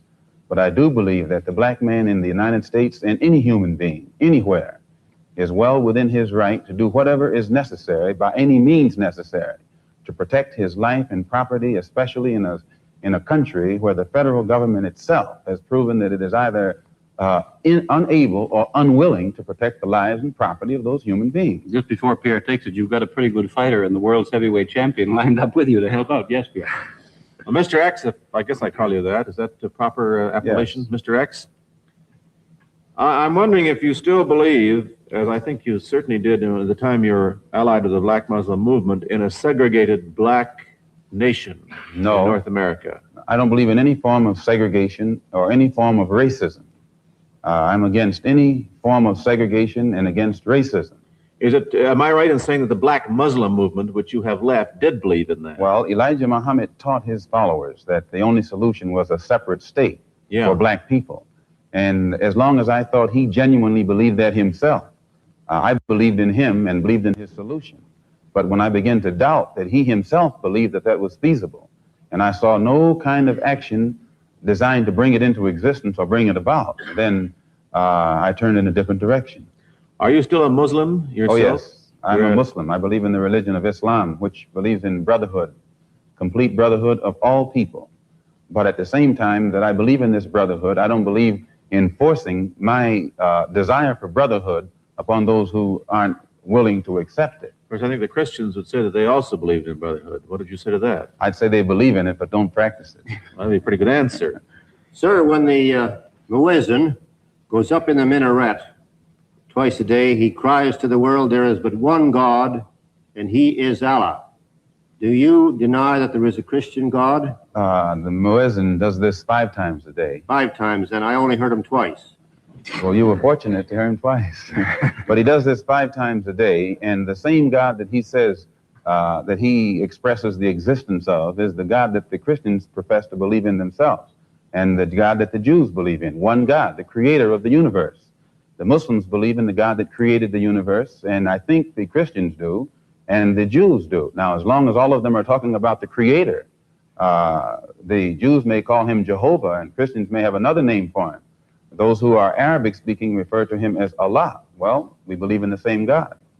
Now, as the Muslim religion advances in the United States, are you modernizing it or sticking with the old faiths? For example, the complete segregation of the sexes.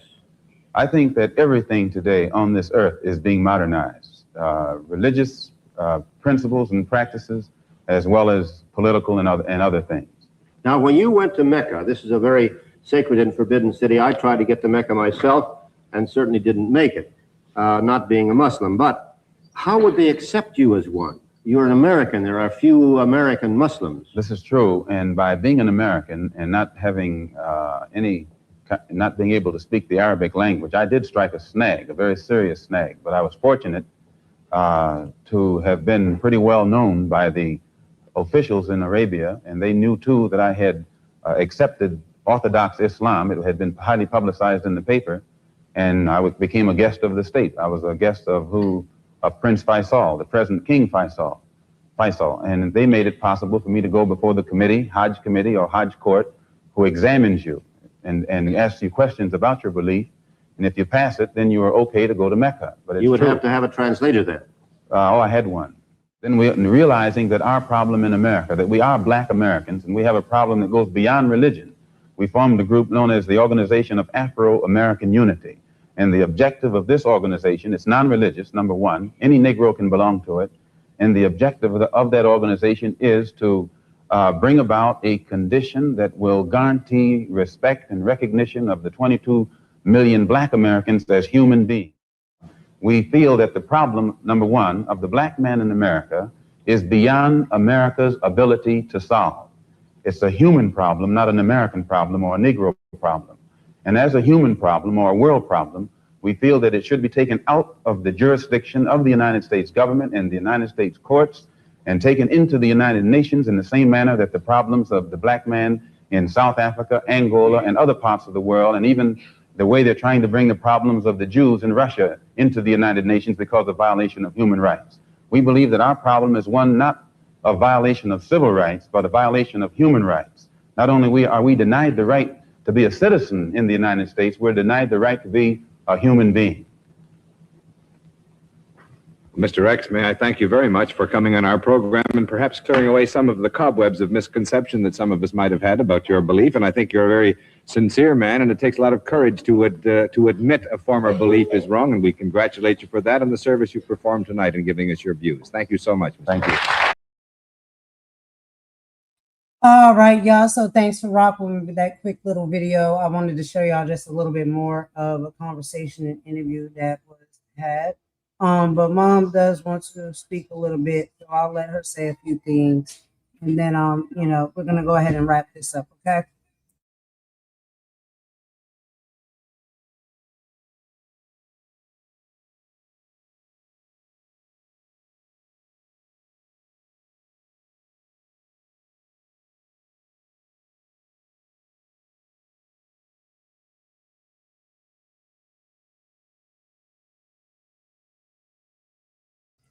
All right, y'all, give me a second. Let me fix something real quick. I'll be right back.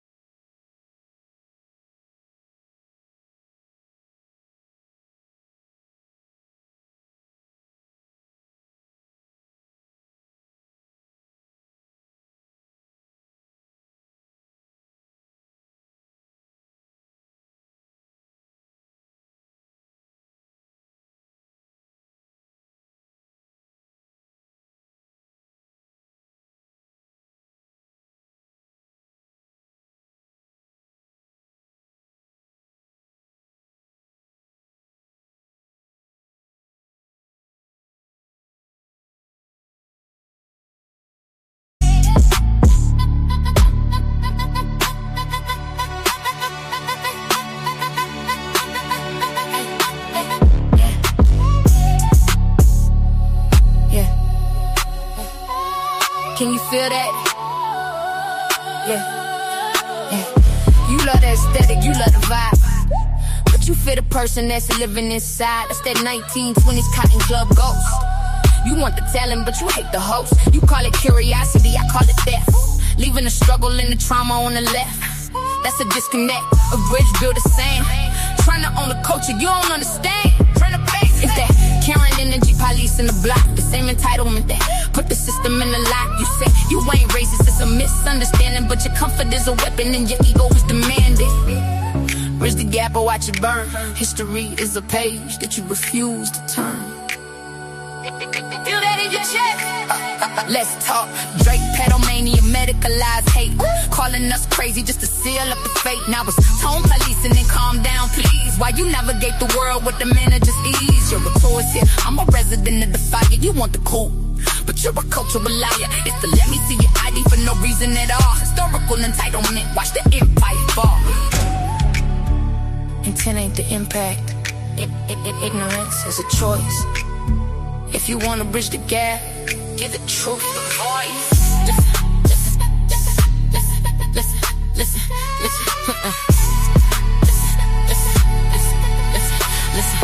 From Jim Crow laws to the corporate suite, the same Karen spirit, just a different street. We don't need your ally posts on the feed. We need you to check the entitlement and the greed. Deconstruct the house that your ego built. We don't want your apology. We don't want your guilt. Yeah, Mama Warrior. The golden queen frequency. If it don't rattle your soul, you ain't listening. Push the gap.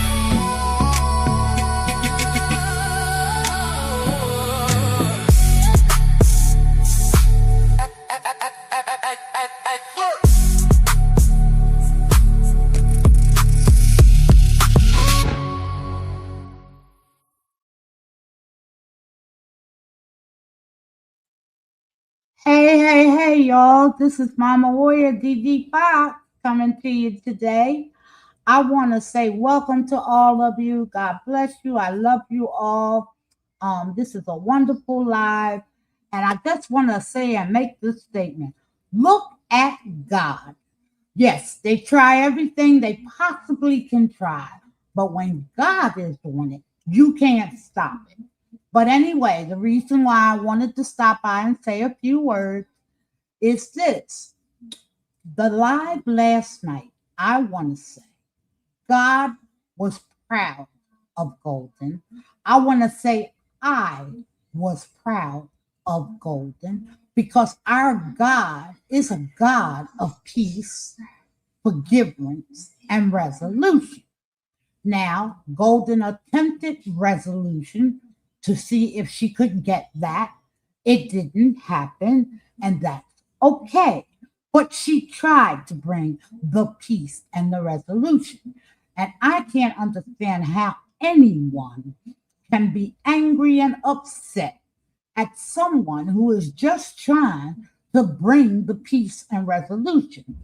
Because I have a news word for you. Before we get to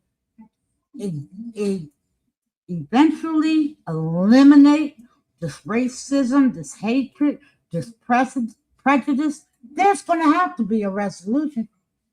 It may not happen today, but somewhere along the line in our lives, there's going to have to be a resolution. And we're going to have the resolution that God wants, not what we want. He's going to have his peace. He's going to have his tranquility, and he's going to have his love, how he intended this world to be. The second thing I would like to say, I have met a new young man who goes by the name Sinister as well. And I just want to thank you, Sinister, for being a stand-up, no nonsense, and a stand-up man that stands up for women and others whom seem to be, people coming down on them. You seem to be a stand-up guy. I found you to be very respectful, and you are always welcome over here on this channel. And to my other baby, Carlos, who happens to be my daughter's boyfriend, I think also is a very respectful, a very loving man. And I'm so very glad he is in my daughter's life. They have happiness. They talk often. They're very close. And I love that couple. That's a beautiful couple. I call him my baby too. And to all my other babies on here, I love you all. Mama Warrior, yeah, y'all, like I said, I made a post. We all fall short of the glory of God. And yes, Mama Warrior has fell short of the glory of God. So has Golden. So has all of us. But none is perfect. None of us are perfect. We all fall short. But does that mean God loves us any less? No, because he's a forgiving and a wonderful God. And he always has his arms open. And he knew we were going to mess up from the day he created us. And he understands it. So I never feel like, oh, she got on there and she cussed, and now she talking about God. You know what? Y'all take that and put that in the trash, because that's not going to work. That's not the way God works. I love God. And the reason why I love God, because he is not like human beings. He forgives wholeheartedly. He forgives over and over again. Not that we sin to keep his forgiveness going. But what I'm saying, no matter how many times you mess up, you can freely go to him and he will always have open arms. And that's how I feel. Because when I went off on here on YouTube, yes, Mama Warrior had to get in there and go on her knees and ask forgiveness for some of that vitriol that I had to give. But I was angry. People were coming after me, making fun of me, and I was mad. And we all get angry at some time in our lives. But God has an unconditional love. Unconditional. I mean, it doesn't come with any conditions at all. You ain't got to be this way. You ain't got to be that way. All you got to do is be what he created. And he loves you. He'll love us to the very end. So as far as those naysayers and ops and trolls who want to say that Golden is a flip-flopper, she's not about the black race. Let me tell you about this. Me and Golden have come as a product of the hood. I'm proud to say I came from the hood. It was my home. It's where I found love. It's where my family was. And it's where I came up at. I might be suburban now, but I'm still hood in the heart. And let me tell you something. I love my black people. And my daughter loves her black people. But because of God, but for God, we love other races of people, other cultures of people, other people from around the world. We can love them because of God in our heart. And if that makes someone angry, we are so sorry. We are so sorry to you. But that's just the way it is. And I just want the people on the YouTube streets out there in the public to understand that. Golden will always be an activist, not only for our people, but she will be an activist for all sorts of causes.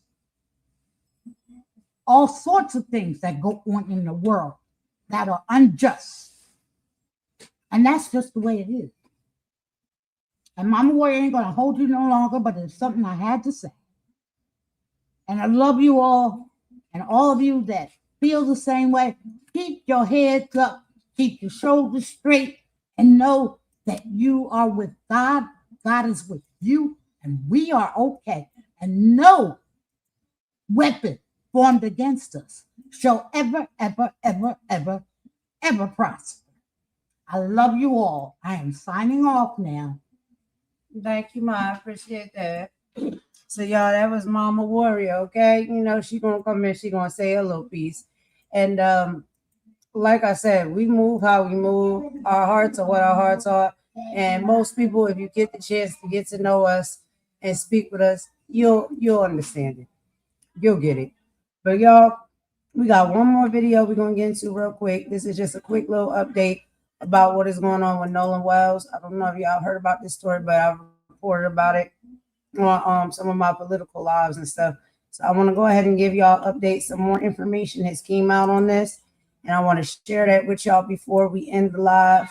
We are going to end it after this. Thank y'all for rocking with me. I appreciate that. But like I said, people are going to say what they're going to say.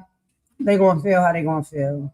I don't see anybody else talking about any of these things and the importance of what is happening when it comes to how individuals are being treated in this world based on race. And yes, we know it's nothing new.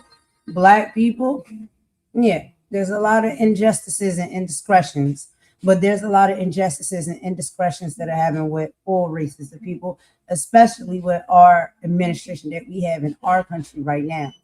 And so, should we care just about one race, or should we care about the human race? That's my question for the people. Despite how you feel, what you've been through, the fights and the discord that you had with others in the past, right now we got bigger fish to fry and more serious things to focus on. And I just wish people would put their attention in that direction instead of trying to keep us divided and fighting against each other each and every day. But let's get into it, y'all. I'm going to meet y'all in the chat. Yeah, our CBS News partner is revealing some new GPS data from the Mississippi Department of Marine Resources, tracking the movements of the boat Nolan Wells was on before he disappeared July 4th. For 2 weeks, a name has carried more weight than almost anything else in the Nolan case, precisely because so little was known about the person attached to it. A name without a full story. 2 people were with Nolan Wells in his final confirmed minutes on Horn Island. Nolan's friends, and a young woman they only ever referred to by her first name.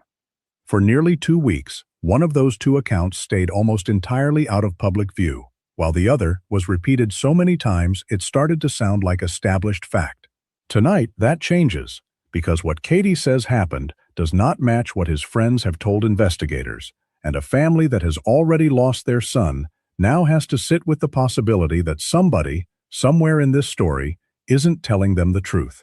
Think about what that means for 2 parents who have spent every day since July the 4th trying to understand how their son's holiday trip ended the way it did. It isn't enough for them to know what happened. They need to know who they can trust to tell them. There's more waiting for you tonight. Tracked GPS coordinates showing exactly where a boat went, hour by hour, on the day Nolan disappeared. A record that doesn't care about anyone's feelings or loyalties, only about what actually occurred. A grand jury, now officially in motion, carrying this case somewhere it has never been before, and a set of small, strange details his own parents still can't make sense of. Details that have nothing to do with online rumors or viral posts, and everything to do with what actually happened on a barrier island off the coast of Mississippi. Before we start, a quick note. This case centers on the death of a young man, so if that's a heavy topic for you tonight, please take care of yourself as we go. And if you want to follow this case as it develops, hit subscribe now, and let us know in the comments where you're tuning in from tonight. Because a family somewhere is hoping the right person sees this and remembers something they haven't shared yet. Let's start with the name that took 2 weeks to surface, and the fear that came attached to it. Nolan had a conversation with a young woman on the beach. His friends would later refer to her only as Katie. That's where the confirmed information stopped, for a long time. Katie's identity wasn't in the first wave of coverage. It wasn't in the early statements from the family's legal team, while speculation online chased down pool parties and out-of-context video clips. The one person who may have spoken with Nolan last sat almost completely unidentified, unaware, most likely, that her name would eventually matter this much to strangers she had never met. Part of the reason traces back to the very first night he went missing, a night that for his mother must have felt like it stretched on without end. According to someone who was on the phone with Christine Wansley as she tried to figure out where her son was, Katie's name entered the conversation almost by accident, mentioned as someone Nolan had wanted to stay behind with. And then came a detail that made an already terrifying night considerably worse. Word that Katie herself might be missing too, with nobody on that call able to say who she actually was, or where to even begin looking for her. Picture that moment for a second. A mother already searching for one missing child, suddenly told there might be 2. No name to attach to the second worry, no number to call, just more fear, stacked on top of fear that already had nowhere left to go. That particular fear turned out to be unfounded. Katie was never missing. She had left the island safely that day on a different boat, and had been reachable the entire time.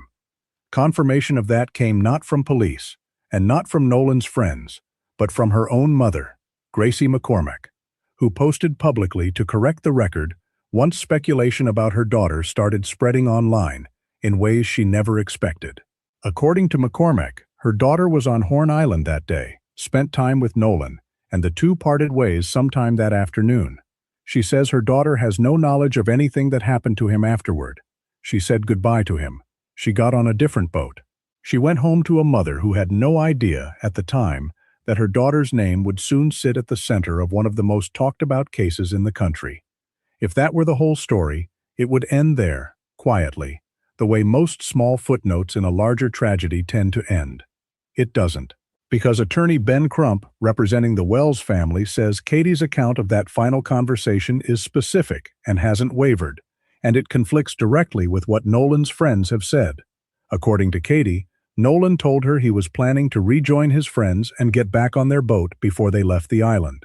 According to the friends themselves, Nolan told them the opposite, that he intended to stay behind on the island with Katie, entirely by his own choice, in his own words.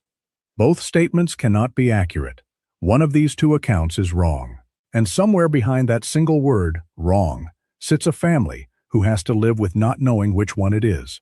If Katie's version holds up, then something happened in the space between Nolan stating his intention to leave and the boat actually pulling away without him. Something interrupted whatever plan he had. Nobody has explained what.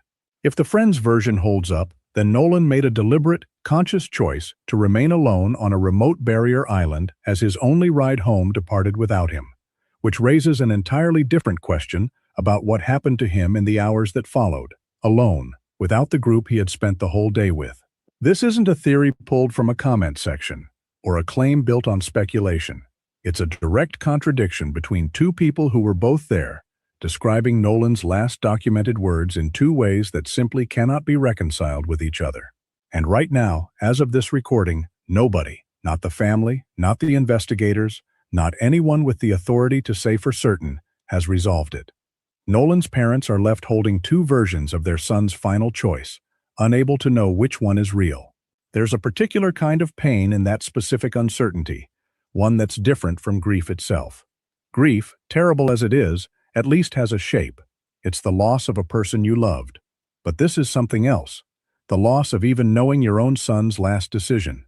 Did he choose to stay, or did he intend to come home? For most families, that would be an easy thing to answer, pieced together from a dozen small confirmations that never even register as important until they're needed. For the Wansley family, it has become the single hardest unanswered question in their son's entire case, and nobody has been able to hand them a real answer yet. Now, beyond that conversation, there are smaller inconsistencies the family has raised publicly, the kind of details that would never make a headline on their own, but that add weight the longer you sit with them. Start with something as simple and as easy to dismiss as a piece of clothing. The official police report lists Nolan wearing black shorts at the time of his disappearance. But according to Christine Wansley, a young woman who was on the island that day later reached out and shared photos with her, showing Nolan in blue shorts, not black. On its own, it sounds like nothing. A clerical slip, a misremembered detail. But try to see it the way a mother sees it. A mother who no longer has the ability to simply ask her son what he was wearing that day, or why, or where he went afterward. For her, that detail isn't a footnote to move past. It's a thread. And once you begin pulling on one thread in a case built almost entirely on other people's memories, you cannot help but look for the next one. Then there's what happened before Nolan's body was even found, while his parents were still holding on to hope, still half expecting a phone call that would end this nightmare with relief instead of grief. They went to retrieve his car from a friend's driveway, a task that should have taken minutes. According to the family, it turned unexpectedly difficult. A friend came to the door claiming he couldn't find the keys. He went back inside to check again. Minutes passed, the kind of minutes that feel endless when you're standing on someone else's porch, waiting, with your missing son somewhere out there and no way to reach him. Eventually, the keys turned up exactly where another person, overheard on a phone call, happened to mention they had been the entire time. Sitting on top of an Xbox, inside the house. For a family already desperate for anything resembling a straight answer, a delay like that doesn't read as coincidence. It reads as friction, appearing at the exact moment they needed things to be simple.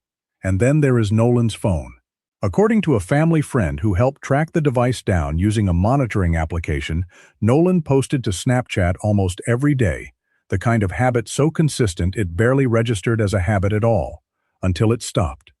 In the 24 hours before he disappeared, that activity went completely silent. No updates, no posts. A silence that everyone close to him agrees was simply not like him. When the device was finally located, one more inconsistency surfaced. The location tied to the account didn't even match the place where the phone itself was ultimately found.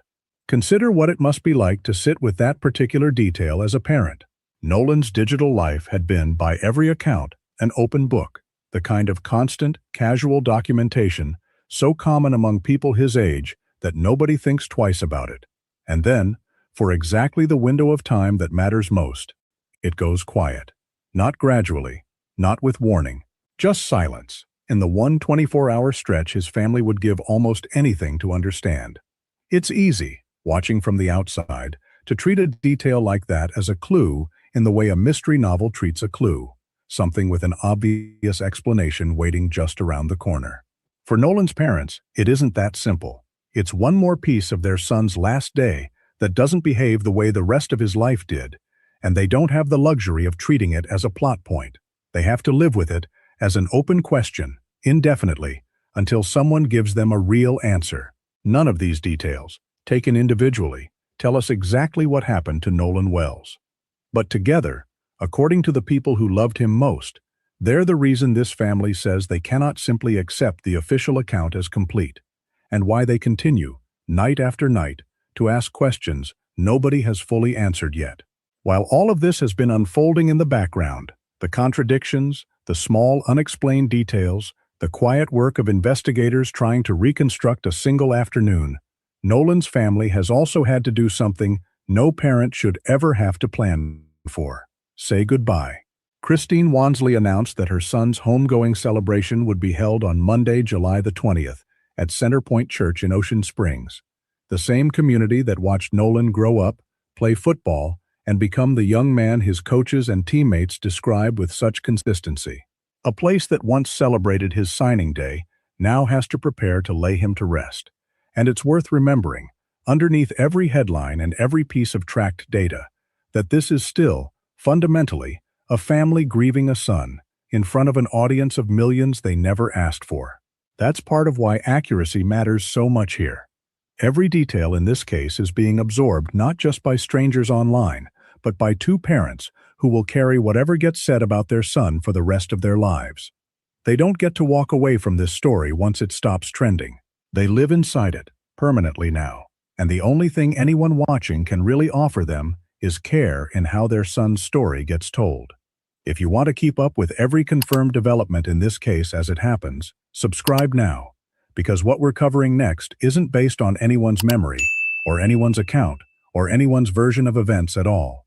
It's based entirely on tracked data, the one part of this story that cannot be shaped by grief, or loyalty, or fear. Here is what the GPS record shows. At 9:56 in the morning on July the 4th, the boat carrying Nolan and his friends left its dock, beginning a day that no one on board could have known would end the way it did. By 11:14, it had reached Horn Island. For several hours afterward, the group stayed together, celebrating the holiday the way so many others were doing that same afternoon along that same stretch of coast. At 4:31 that afternoon, according to data from the Mississippi Department of Marine Resources, the boat left Horn Island. Nolan was not on board. It returned to its original dock, and then, rather than staying there for the night, it kept moving. At 5:52 p.m., the boat traveled into Fort Bayou. By 6:06, it was back at the dock once again. Later that night at 7:19 p.m., the boat's tracked position shifted one more time to the Fort Bayou boat launch. From there, according to the Marine Resources report, it was taken out of the water entirely and moved over land, presumably towed by a vehicle, to a residence in Biloxi, owned by the boat's owners. Sit with that sequence. 4 separate movements, recorded automatically after the moment Nolan was left behind. Not one simple boat trip home, but a series of stops across several hours, ending on land more than 70 miles from where the day began. That sequence, tracked without any input from anyone connected to this case, is the exact window investigators are still working to fully explain, and the exact window Nolan's parents replay in their minds, over and over, searching for what might have happened inside it. Now to where the official process stands, and what has changed most recently for a family that has spent weeks waiting for anyone in a position of authority to simply sit down and talk to them directly. On July the 15th, Nolan's parents did exactly that. Christine and Elmore Wansley sat down face-to-face with Jackson County District Attorney Angel Myers McElrath, their first direct meeting with her office since Nolan's body was found on Horn Island. Attorney Ben Crump described the meeting afterward as respectful and candid, a small but meaningful shift after more than a week of feeling like they were on the outside of their own son's case.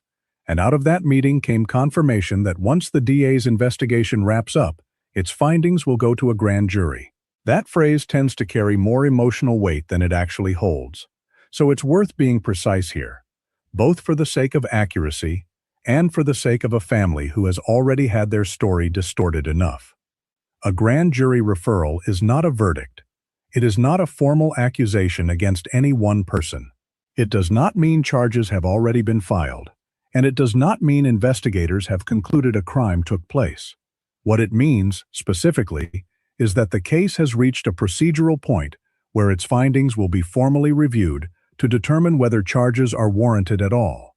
It's a mechanism, a process, movement, but not resolution, and this family knows, better than anyone, the difference between those two words. Crump also used the moment to correct something that had spread widely online, the claim that the FBI had effectively taken over this investigation.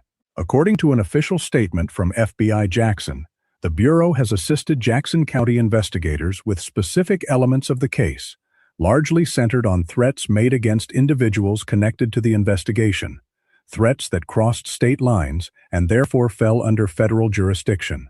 The Jackson County Sheriff's Office remains the lead agency throughout, from the very first search to whatever comes next. The FBI's involvement has been support, not command. And then there is Nolan's phone, the piece of evidence his family has pointed to from nearly the very beginning as something that might hold real answers about his final hours. A small object that has somehow come to carry the weight of an entire family's need to understand what happened to their son. Think about that for a moment. A device small enough to fit in a pocket, ordinary in every way, now sitting at the center of a grand jury referral, an FBI-assisted threat investigation, and a mother's last hope for understanding her son's final hours. That's an extraordinary amount of weight to place on something so small. But for a family with almost nothing else left to hold on to, it's become one of the only tangible things they have. At the July 15th press conference, both sides agreed to something new. A joint inspection, with experts representing the family working alongside experts connected to the official investigation, examining the device together rather than separately, comparing findings in real time instead of releasing competing statements after the fact. Attorney Eric Hertz is leading that effort on the family's side, working with former law enforcement professionals brought in specifically for the technical work involved. As of this recording, that inspection has not yet taken place. The family is still waiting, the way they have been waiting, in one form or another, since the night their son didn't come home. Waiting on a search, waiting on a coroner, waiting on an autopsy, waiting on a meeting with the district attorney, and now, waiting on a phone. Each piece of this case has arrived slowly, on its own timeline, and each time, this family has had no choice but to wait for it. Before we close tonight, two pieces of this case deserve a quick, direct correction, because both of them spread widely, and both of them shaped what people believed about Nolan's death, long before anyone actually checked whether they were true. The first involved a photograph. An image of Nolan at a pool party began circulating online after his body was found, and for a short, disorienting period of time, a significant number of people genuinely believed it proved he had been alive after July the 4th. Somewhere out there, strangers were sharing a photo and quietly hoping it meant Nolan Wells wasn't really gone. Hope that a grieving family had to watch spread, knowing it wasn't true, and having to say so publicly, again and again. It wasn't true. Rolling Stone confirmed, through image metadata and an account from his friend Trayston Shepard, that the photo had actually been taken on June the 27th, a full week before Nolan ever went to Horn Island. It had simply been uploaded online on July the 5th, which is what caused the confusion about its timing in the first place. The second involved a video. Many believed it captured Nolan in an argument shortly before he vanished, treating the recording online as though it were the missing piece of the entire case. Shepard addressed that one directly as well. The voice on the recording, he confirmed, was his own, not Nolan's. Both pieces of misinformation have since been corrected, publicly and clearly. What's left, once you strip them both away, is what was always underneath them from the very beginning: the timeline, the unresolved contradiction between two first-hand accounts, and a family still waiting, patiently and publicly, for someone to give them real answers instead of theories. This case is still open. It remains, in every sense, unfinished. The grand jury hasn't concluded anything yet. The phone inspection, agreed to weeks ago, still hasn't happened. And the contradiction between Katie's account and the account given by Nolan's friends still hasn't been resolved by anyone with the actual authority to resolve it. What we've laid out tonight isn't speculation, and it isn't the version of this story that spread fastest online.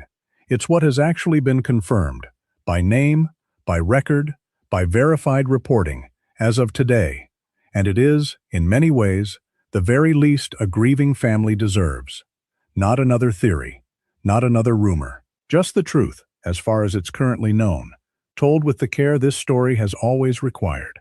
Somewhere in Ocean Springs tonight, a mother is planning a service for a son she still doesn't fully understand losing. A father is still replaying a driveway, a set of missing keys, a phone call he overheard.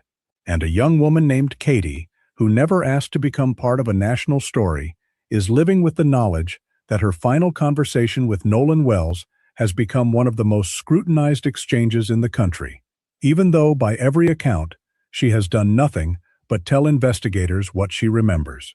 That's the part of this story that's easy to lose underneath the grand jury language and the GPS timestamps and the legal terminology. Underneath all of it, there is still just a family in a small Mississippi community trying to understand how a holiday boat trip with friends ended with their son gone. Nothing about a grand jury referral changes that. Nothing about a joint phone inspection changes that. Those are steps, important ones, but they are steps toward an answer this family hasn't received yet.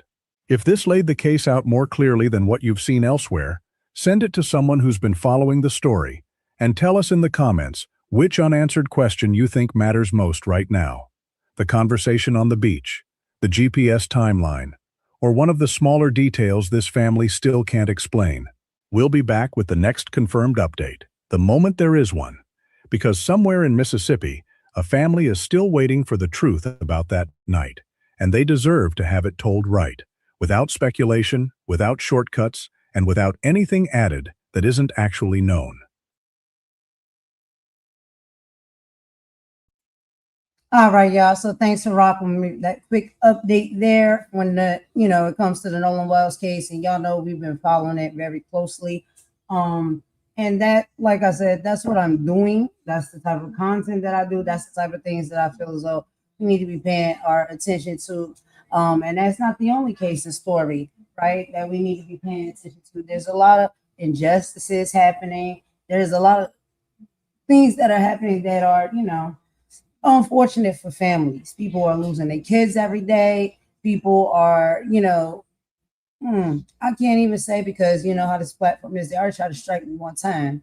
But these are the things that we talk about up here. This is what we stand for. This is what we believe. So it's just, the audacity for people to think like, number one, I don't stand up and I don't speak up for my race. I definitely do. I am not a racist person, because we're not doing reverse racism over here. That's number two.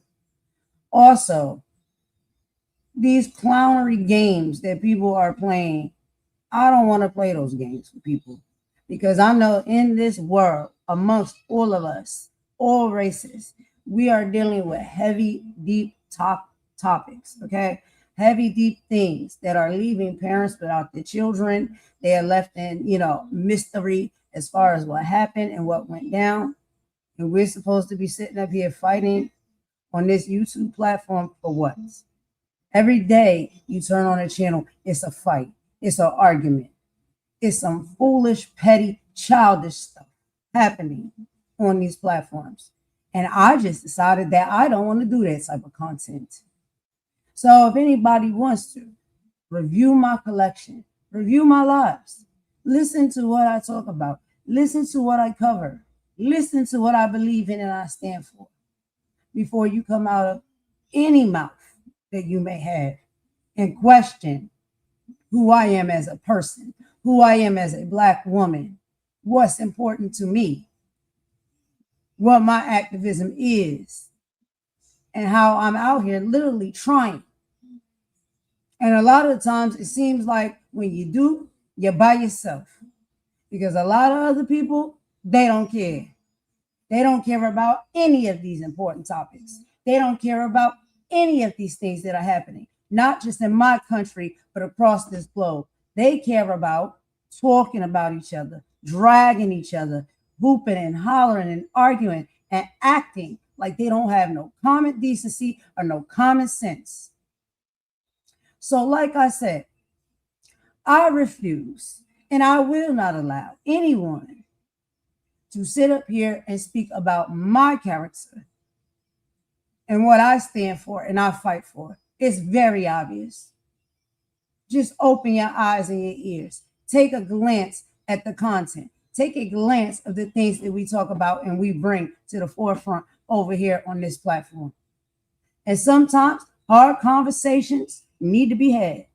Sometimes you want to see, can we fix something that's a problem that can continue to be a problem and a distraction when we need to bind together more than ever because we're dealing with some heavy shit in this world.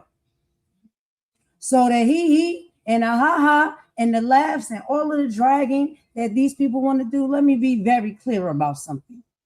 I hope you get a good giggle. I really do. And don't pay attention to the severity of what's happening in this world, not just to Black people, all races of people, not just in the United States, across the globe. How about you talk about that? How about you put your energy and your effort and your content and your magnifying glasses on these things? Because people are struggling. People are mourning from losses. So I will not tolerate anybody speaking about my character, what I stand for, what I fight for, and the decisions that I make to make the type of content that I do. And not only is it about content, it is about life. When I ain't on here and I ain't press play, I still give a damn. So I would challenge you, since you want to make content, since you want to have a conversation, talk about something that matters. Instead of always sitting over and somewhere talking about somebody else's life you know nothing about, trying to drag somebody, make somebody else be something that they're not. I hope you clap for yourself. I hope you get your awards. I hope you get your monetization. I hope you get all of the accolades that you're looking for. And let's be very clear about something else. You think that people do not see the patterns that this platform holds. Oh, so strategic, right? To get on your platform, open your mouth, and cause conversations that make what? Black people fight against one another for your entertainment purposes. You think we haven't seen those patterns? And the shamefulness of the Black people who allow themselves to participate in it every single day on this platform. I watch it. I see it. Yet I'm falling into a trap. Y'all, don't take my word for it. Travel the YouTube streets today. Watch the content that these people make. Watch the division that they continue to want to have amongst Black people, Spanish people, white people, Asian people, Indian people, people from all across the globe. Watch what they think is entertaining, allowing fights to happen every single time on their platform amongst all types of people. But specifically, I noticed in this Black tea sector, you like to see Black people fight, don't you? Especially when they fight one another. Can't get enough of it. Popcorn ready, feet popped up. Maybe a wine glass on the side. That's the best thing we can do with these platforms in our time and our voices. And I have a small channel. Other people have bigger channels. So that means you can have a bigger reach when it comes to something that is important in this world. But yet, all they can find to do is be part of chaos, confusion, division, drama, tea, fights, arguments.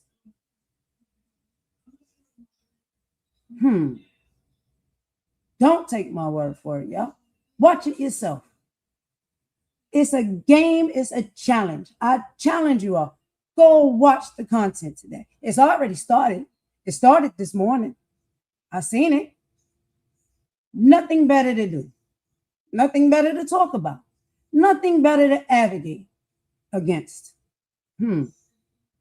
Until it's you, your family. Oh, but wait a minute. Because that's content too, right? When somebody's family is going through something, when people have had traumas in their life, that becomes content. You drag that, you laugh at that. Serious things that have been happening in people's lives.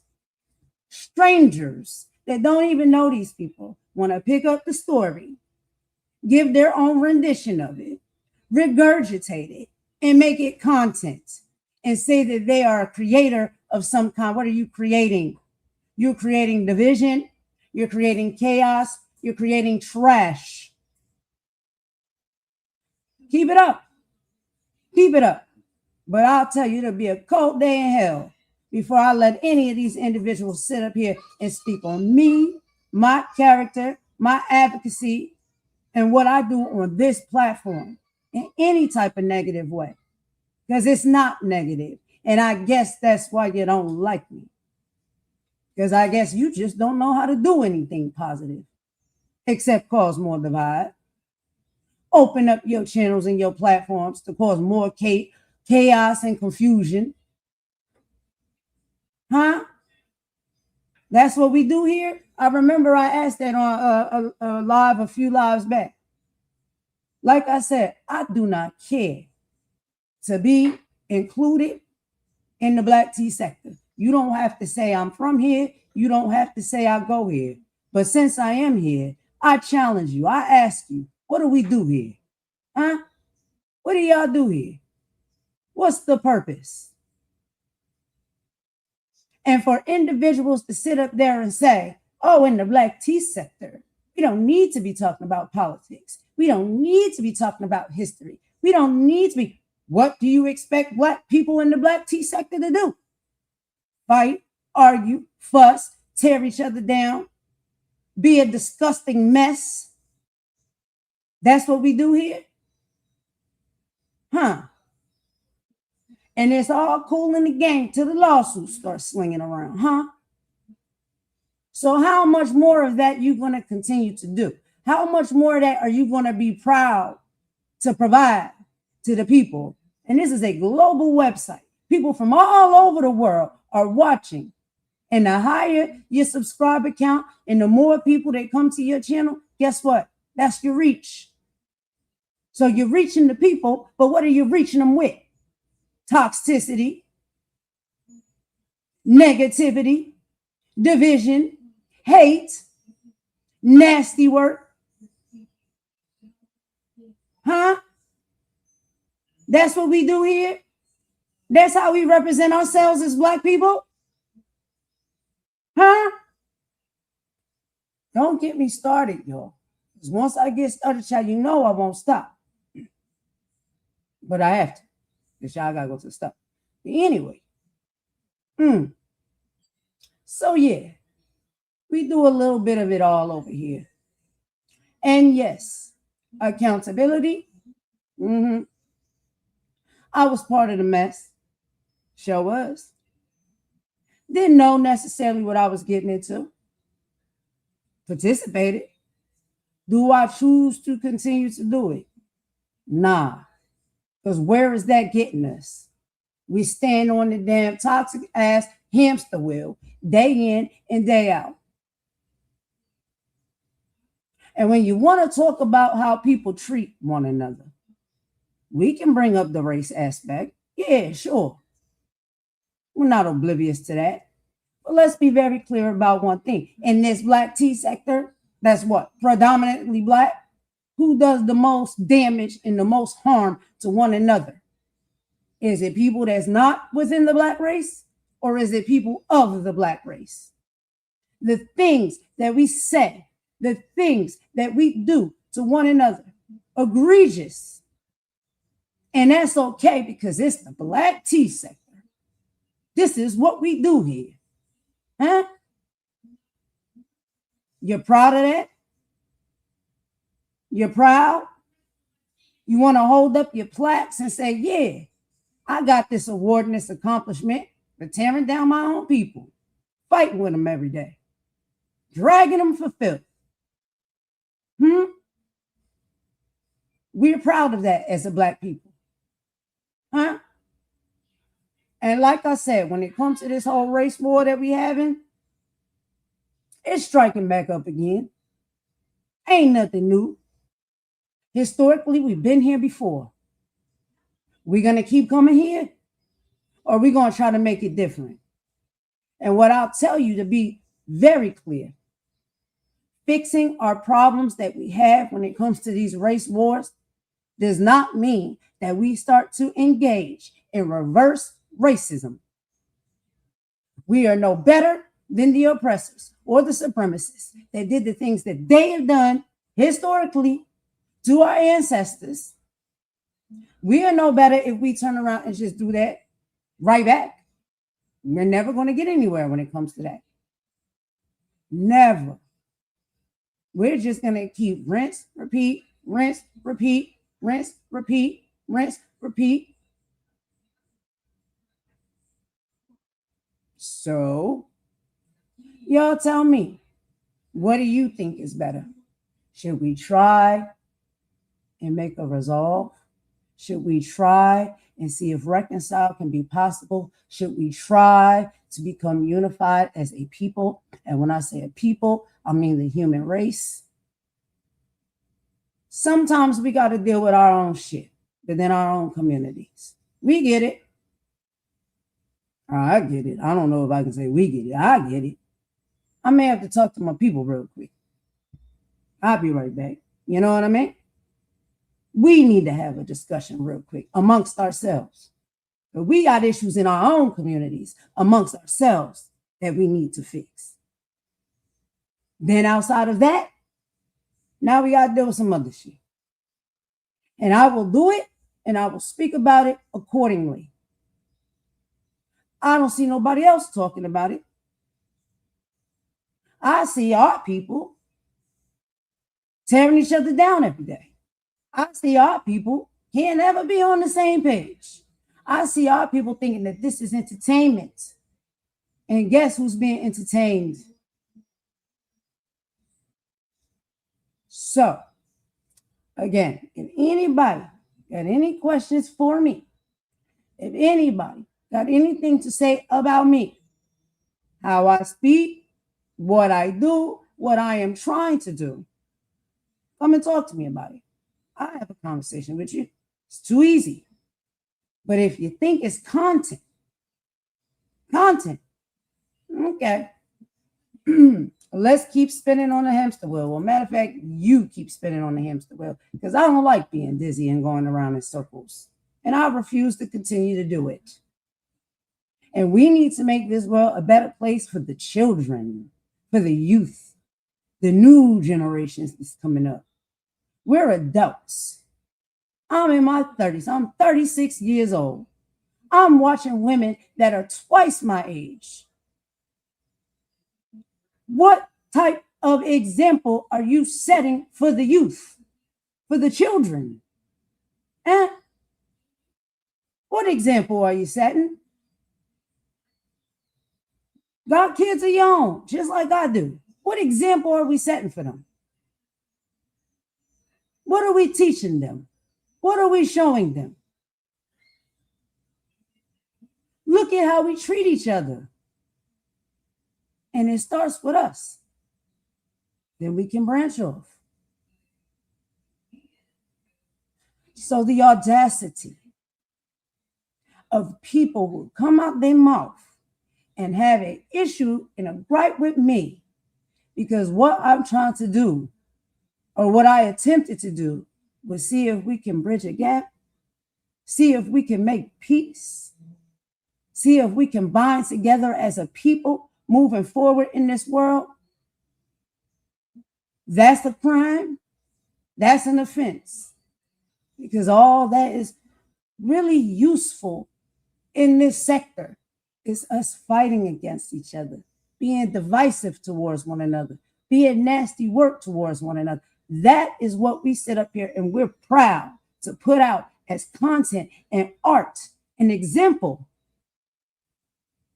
for everybody that's watching, including the youth that is coming up under us. That's the best we can freaking do. Okay.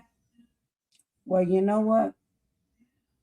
Like I said, I can't force nobody to do nothing they don't want to do. You do what you want to do. But I know what I do, and I know my reason for doing it. So again, y'all pay attention to the content today, y'all, because I'm going to get up out of here. I got some things I got to do. Let's see what we get. Is it going to be positive? Is it going to be more fighting, more boxing, tearing each other down, exploiting one another, doxing one another, harassing one another, stalking one another? Can we do a bit better than that? Can we present ourselves a little bit better than that? Is that possible? Or is it just always going to be this negativity all the time? Like I said, I ain't got no problem having a nice little fun, safe little roasty roast. That's all right. We can roast. We can shoot the dozens and stuff like that. Destroying one another, putting each other in harm, dragging one another, re-traumatizing one another. That's the goal here? Oh, that's what we do here. Got it. Let me check the chat real quick, y'all. My bad. I had to go on a rant for a minute. But yeah, like I said, rest in peace to Nolan Wells, sending love and prayers to his family. And there's many that are in the same predicament, when it comes to injustices. And, a lot of it, yeah, it's within, Black and brown communities, but there's injustices globally. There's injustices when it comes to many races of people. We know with one race, it seems to be predominantly more than others, but it's not to say that no other race is struggling. No other person across this globe is struggling, suffering a loss, suffering the injustice, suffering from trying to figure out how they're going to put food on the table and pay for their groceries, struggling to have a roof over their head, maybe after an extreme natural disaster like a hurricane or a volcano or flooding has happened.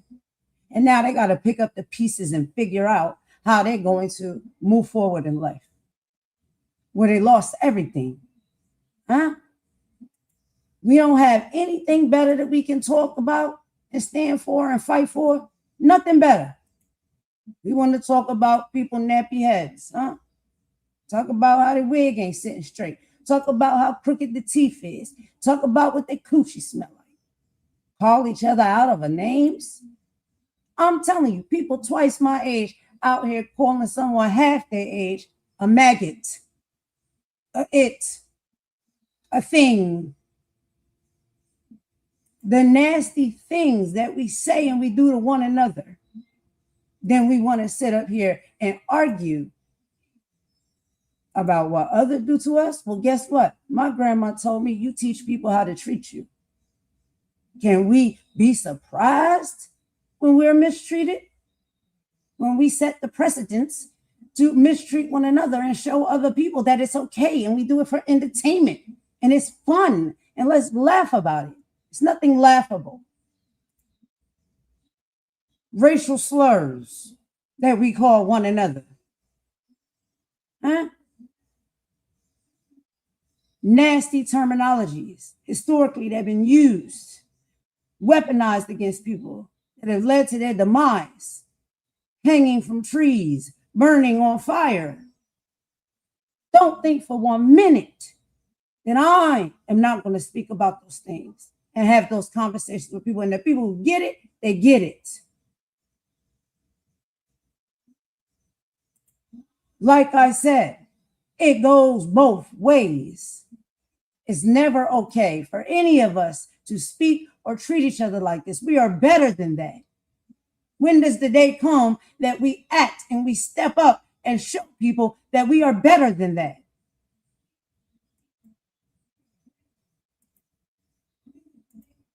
All types of racial slurs, all different race. We're talking about the human race. We're not kind to one another. It's always fighting and hate and division.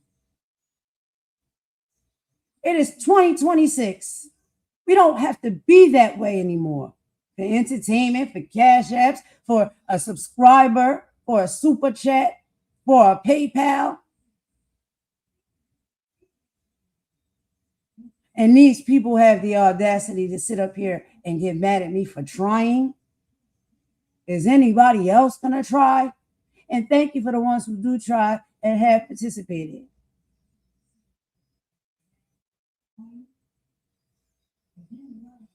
And I don't care about sectors, because every sector has what in it? Humans.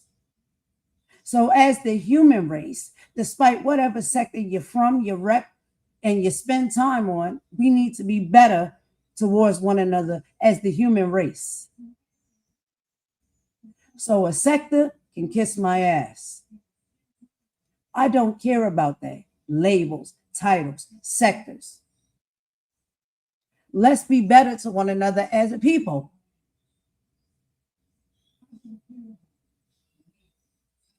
And to be dragged for trying to bridge gaps, trying to be maybe one small person with one small voice and one small platform, trying to bring people together as a people. Now I'm vilified for that. All right. All right. Shame. Shame, shame, shame. Shame. I don't even know what more else to say but shame. Have we all made mistakes and poor choices in the past? Yeah. But moving forward, do we try to change and do something different? I would assume that would be great. But when you do, you're vilified for that. You're damned if you do, you're damned if you don't. But it's interesting, huh? To watch Black people sit up here and tear each other apart, rip each other apart like common animals. That's what we are. That's the best we can do. That's what we're trying to show people. We'll do that for other people's entertainment. Yeah. That's the way to go, because that pays, right? It pays. You get accolades. You get monetized. You get super chats. You get cash apps. You get PayPal. You get all the things, right? Just come on down to the chitlin circuit and watch us act like fucking fools. Don't get mad at me. get mad at the truth. Put the mirror up. Put the mirror up and look in it. Look how you look. Look how we look. Record yourself. Listen to how you sound.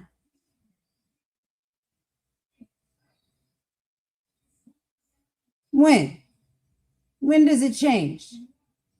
Who brings that change? It's up to us as the people to change how we move and we operate. It's up to us as the people to do something that we can be proud of. You're proud of this? You're proud of fighting and looking like a fool every single day? That's the best you can come up with. All this time you spend on this platform, all of the reach that you have, and the best we can do is tear each other down every single day.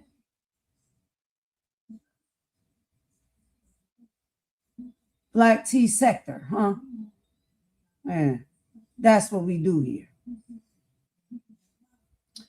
It's all right. As soon as you try to do something positive, though, oh, they'll drag you for filth. All right.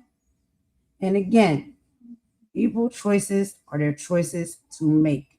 You want to reconcile, you don't want to reconcile, it's your choice. But I would suggest, do not come up out your mouth and speak about me, because I am trying. Keep doing what you're doing. Keep showing the world this is all we're good for. Be very proud of it. And you want to talk about activism. Yeah. I have activism in my spirit. I'm educated. I choose to share that as well. I care about people, all people. And let me tell you, you have someone who can't sit here and understand why we are trying to move in a different direction as a people, yet hold alive and sit there and stay silent while two Black people, one Black woman and one Black man, fighting neck and neck, head to head, toe to toe, for your entertainment purposes on your platform.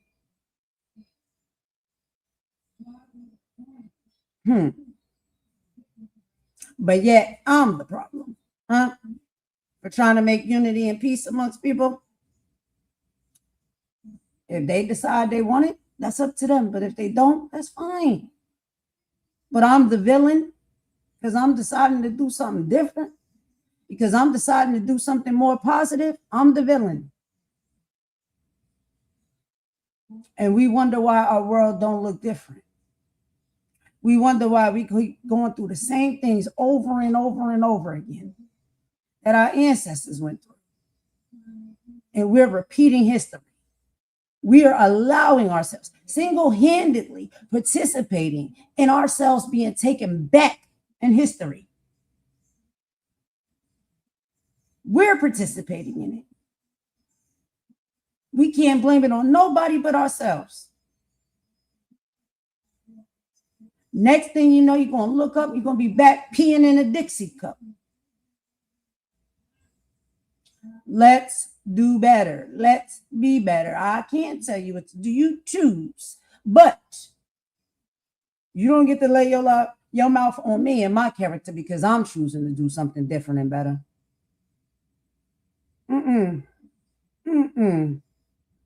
Not going to happen. No way, no how.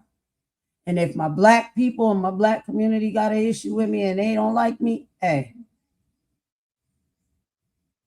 proving my point.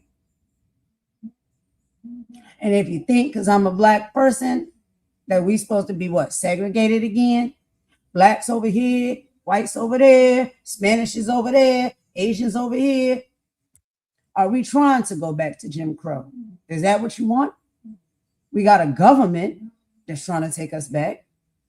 And now we're single-handedly participating in it as well. Huh? Is that what you want? You want to go back? And half of the things you had no idea. Our ancestors went through it. We ain't go through half of the things our ancestors went through. You want to experience what they went through? Keep it up. Keep it up. And you'll get to experience exactly what our ancestors had to go through and fight through.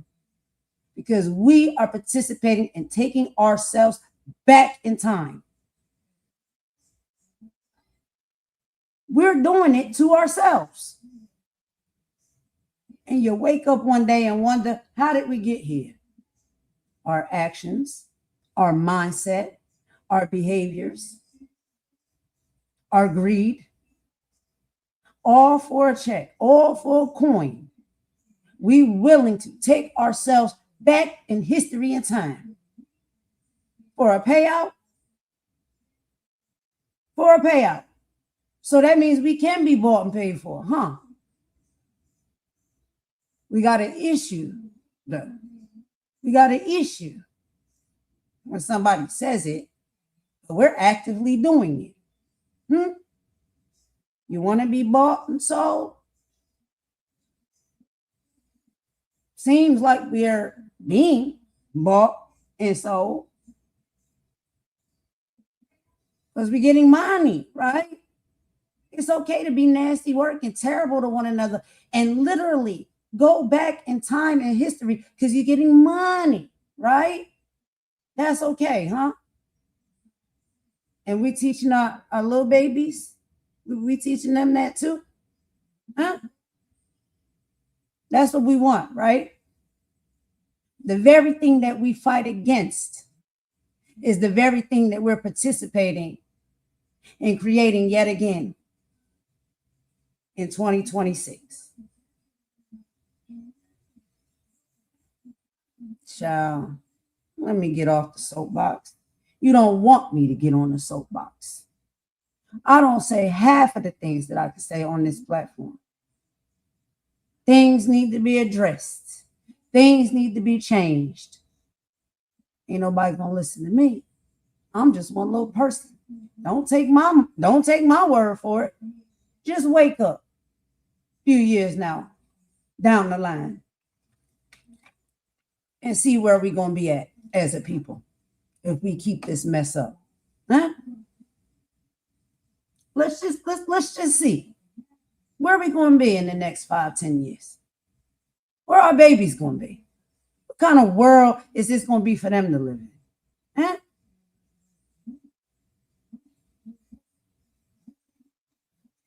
Yeah. So anyway, y'all, I'm gonna go ahead and play a song and wrap this up. But yeah, you'll hear me getting dragged all day on different platforms by different people that feel as though, this is some type of content that is interesting for them to make. Oh God, I can't believe someone tried to make peace. Someone tried to bridge a gap between two people. Someone tried to understand individuals and experiences in these individuals' lives a little bit more. Get to know people a little bit more. Oh, we don't do that here, though. We don't do that here. Got it. I really do got it. Like, it's just, it's flabbergasting. It blows my mind. It blows my mind. And like I said, there's people that's double my age on this platform. And I'll watch them day after day after day. You're supposed to be setting the example.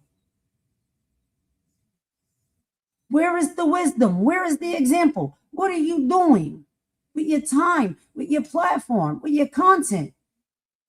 Dragging down people that's half your age? Child, I just can't. I can't. And I'm supposed to be made out to be the crazy one, the negative one, the villain of the group. How?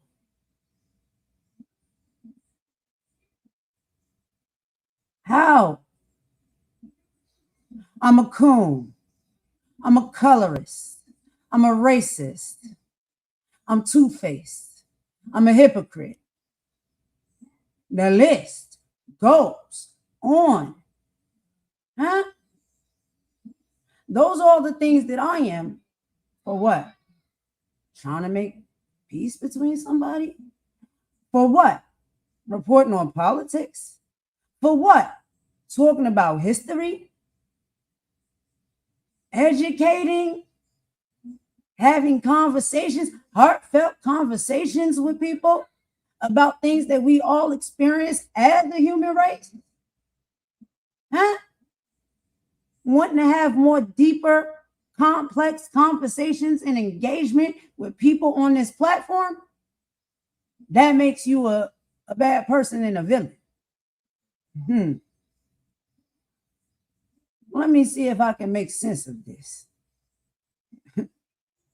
Child can't and can't at all.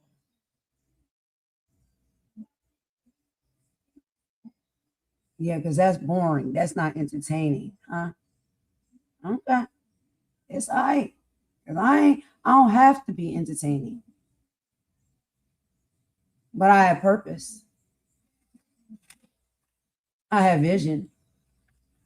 I have integrity. I have heart. I have soul. I have pride. I'm fearless. But I'm the villain, right? That's what we're doing here. That's how we're going to play it. That's how we're going to spin it. Okay. Speaks volumes. Speaks volumes. And we will be right here standing in the same place. 5 years time, 10 years time, 15 years time, 20 years time. And God help the children. Let me check some of the comments, y'all, and then we're going to end it with a little boppity bop before I get too upset, y'all, because I cannot. Hello, I think a Mims came in. Hello, Mims. Thank you for joining. Welcome, welcome. Thank you for coming in. But yeah, so let's just be very clear. You know, like I said, I made an attempt to bridge a gap and bring two people together, so maybe to get some further understanding. Oh, Lacey said it did work because I was able to let it go. Golden and I managed to stick together for what was best for us as a whole. I'm proud of that. Yeah. You know what I'm saying? Like, it's not a fail. We didn't fail. We didn't fail. And you can't change anybody else's heart or their mind or their choice. That is up to them. But I didn't see it as a fail. I seen it as progress being made. And I see like, yeah, you know, it's going to take a lot more. And it'd be great if a lot more of it could happen.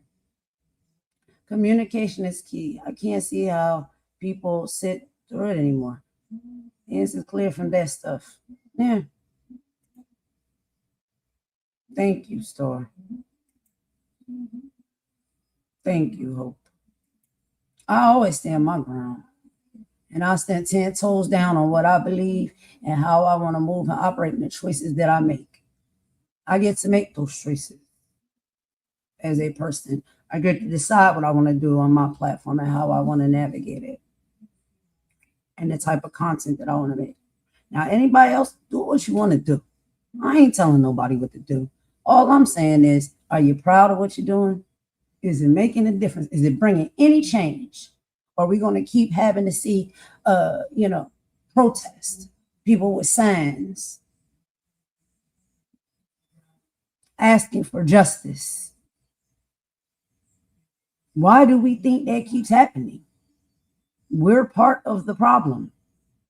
And if we're not able to bridge these gaps and have these conversations and make things better as a people, we're going to continue to have these type of situations happening over and over and over again. Now, some people are just very nasty work, very hateful and evil-spirited, devilish. And we know that that's going to continue. That's going to be there. But I believe the amount of people with good hearts and integrity outweighs the amount of people with evil hearts and bad integrity and intentions. I choose to believe that. And I see it. I see it in the community that I live in. I see it on this platform. But you have to watch. You have to listen.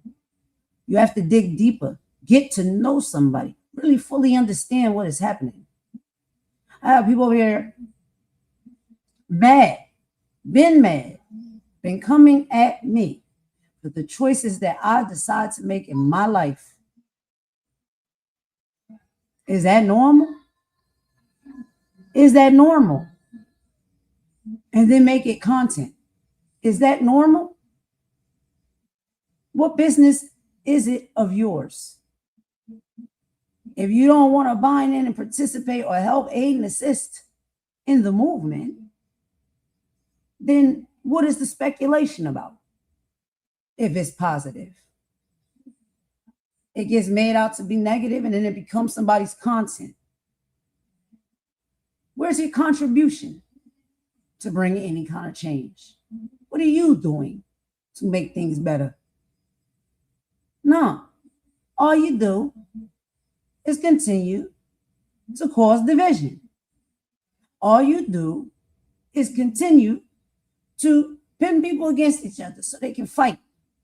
Fight. Every night is a fight night. Everywhere you go. Fight. Argue.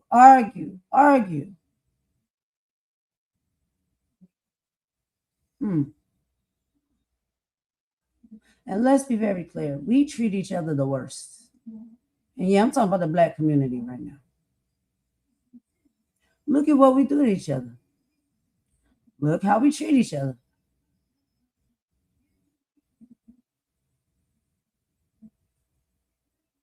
Look how fast we are to throw each other under the bus. Look how fast we are to throw each other away. Look how slow we are to stand side by side with one another in unity.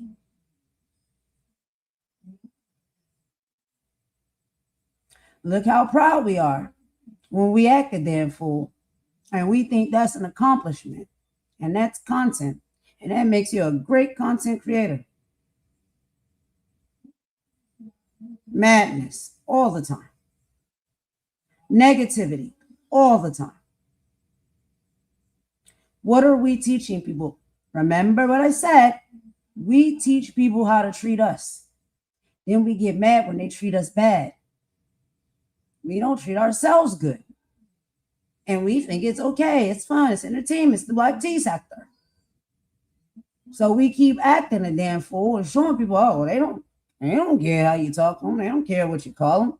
Look what they do to each other. Okay, well, if they do it to each other, then it should be okay for us to do it too. That's the example that we set as far as our pride and our integrity as us, Black people. We're showing everybody else, treat us like this. It's how we treat each other. Let's continue to just treat each other terrible. Not try to do anything positive whatsoever. Tear each other down all the time. Every day. Not a day that don't go by that you don't see Black on Black crime. In the streets, the real streets, like real life, on the platform, these channels, this sector. And you got the boxing sector over there, child. I ain't really know nothing about the boxing sector, but it didn't come to my awareness. Now, I guess they're even worse over there. Even worse.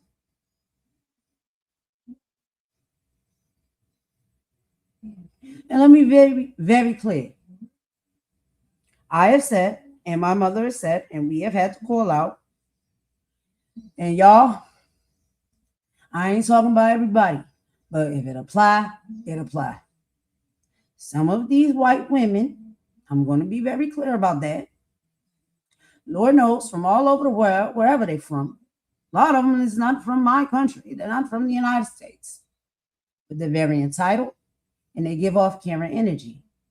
They're very disrespectful and they have to be checked.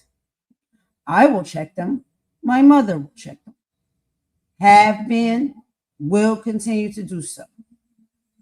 So do not ever sit up here and talk about or ask or question us while we have to sometimes have words with these individuals. I can't believe it.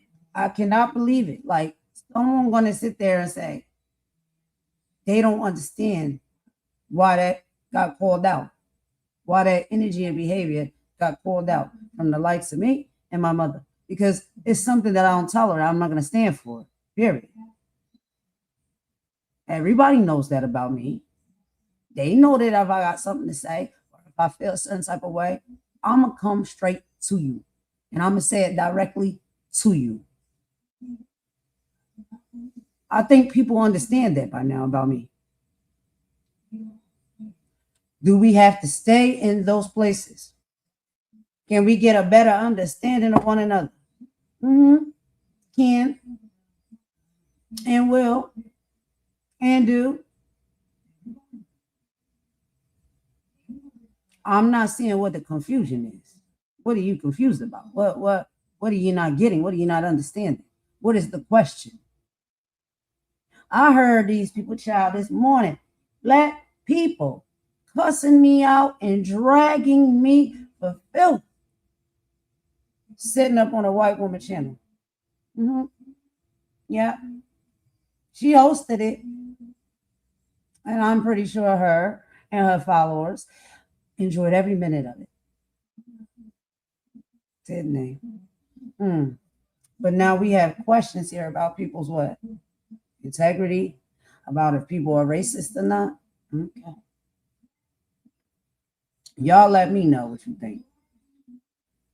Y'all let me know what y'all think. But that's a great look. Great look. Wonderful look.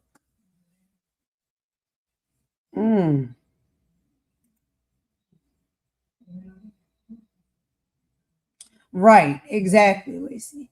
But see, that's what I'm saying. Like, and it be the selective. It's like, pay attention. Like I said before, I said everybody's definition is going to be different, you know, and I do think that has a lot to do with our background, where we come from, and stuff like that. But you know, we have to just be like, you want to label one person something, and then you sit up there and you let the next person do terrible things, clearly show you how they feel, clearly show you how they operate, but you want to ignore that. You want to drag somebody else because what? It's the popular thing to do. It's the trend. But you don't want to check this person over here. You ain't got nothing to say about this person's behavior over here. Like, everything that person does is fine, right? Like, it's nothing wrong with that. There ain't nothing off or a little bizarre or like anything about how this person carry themselves. And let me be clear about another thing. I've had channels that have been taken from me. And guess who took those channels? It was Black people. My own people. And like I said, I don't know if I belong in this sector or not, or if they even consider that I'm in the sector or not. I can't be sure, nor do I care. But my own people within this sector are the ones that got my channels taken from me. That happens. So like I said, we do each other the worst. We don't treat each other right.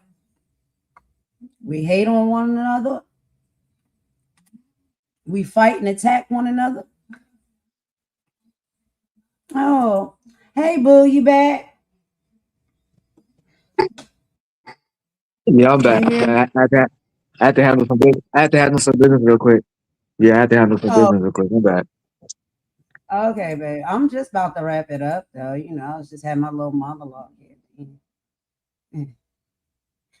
But did you have anything you want to add to this or whatnot before we go ahead and end? You know, anything as far as like summary and all of that from the live from last night, where we're at today. Child, people drag me for filth everywhere. I don't know. What do you think about all of this, boo? No, I ain't got much to add. It's just that you really don't have to explain yourself to nobody. That's all. That is true. You don't have to explain yourself to nobody. And you know, people are going to talk, they're gonna do what they're gonna do. It don't make no difference whether I explain it or commentate on it or not. But I just think like the overall like thing that I want to leave is I think it's really weird. I think it's weird that if you're just trying to, fight for unity and we're trying to see if we can make this world and the platform a better place, if that's what we say we want, then it takes effort to do that. And somebody's gotta try. But most of it is like people are happy with the fighting and the division, and like it doesn't seem like nobody wants no better. I'm just like, well, why complain about it if you're not trying to do anything to change it? You know what I mean? Like, I don't know. I'm just saying.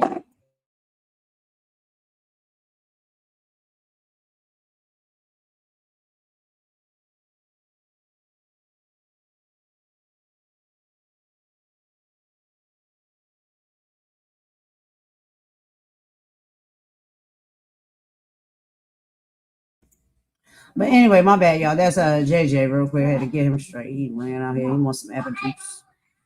So I'm getting ready to wrap it up, y'all. I'm gonna play a quick little song and stuff like that. You know how I end it with a bop and all of the things. But I'm just saying, this it started early this morning, y'all. People were dragging me for filth. And I believe it will continue for the rest of the day. So, it's just you can play a game if you want to. See how many times. Like, see how that situation got turned into something negative. That was supposed to be alive and a conversation that could have led to some more positivity. Again, I cannot choose or tell nobody, what their decision should be or anything like that. But the fact that I just gave it a try, that I just put some effort in to see if maybe we could do something a little different here, that becomes negative. And I just, that blows my mind. I don't know what you think, Carlos. What do you think? I'm just saying, you tried. That's all that matters. You tried. You gonna keep on trying. You ain't gonna stop.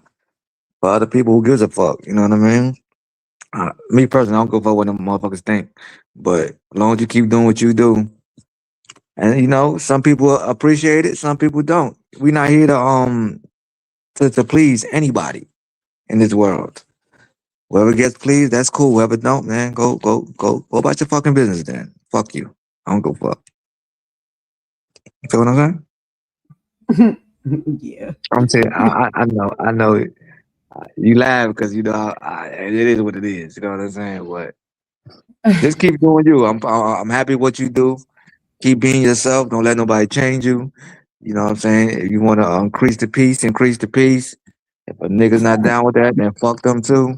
Just straight up like that. You know what I mean? Just it is what it is.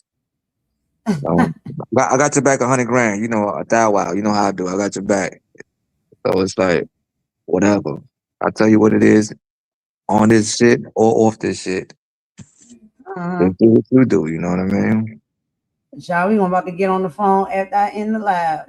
We about to go outside. That's how I'm about to go outside. Yeah, about to go outside. Child. Gotta hit the streets up. That's what we gotta do. You know what I mean? We gotta hit the streets. But, We gotta go outside in the heat, child. I'm about to melt. No, I'm just kidding.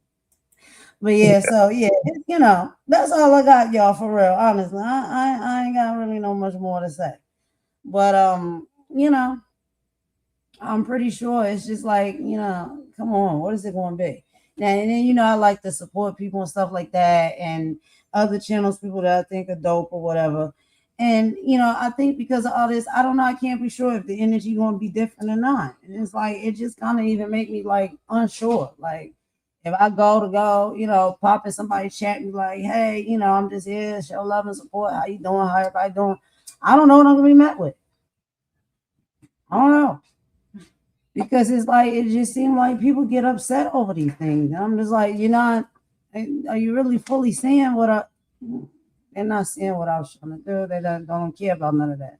Now I'm a op, now I'm a trader, now I'm a sellout, now I'm a coon, now I'm a colorist, now I'm a racist, like reverse racist. I just don't get it. I don't. All of the things, like, all right, damn, I'm all of that, all because I was just trying to bridge a gap and make some peace.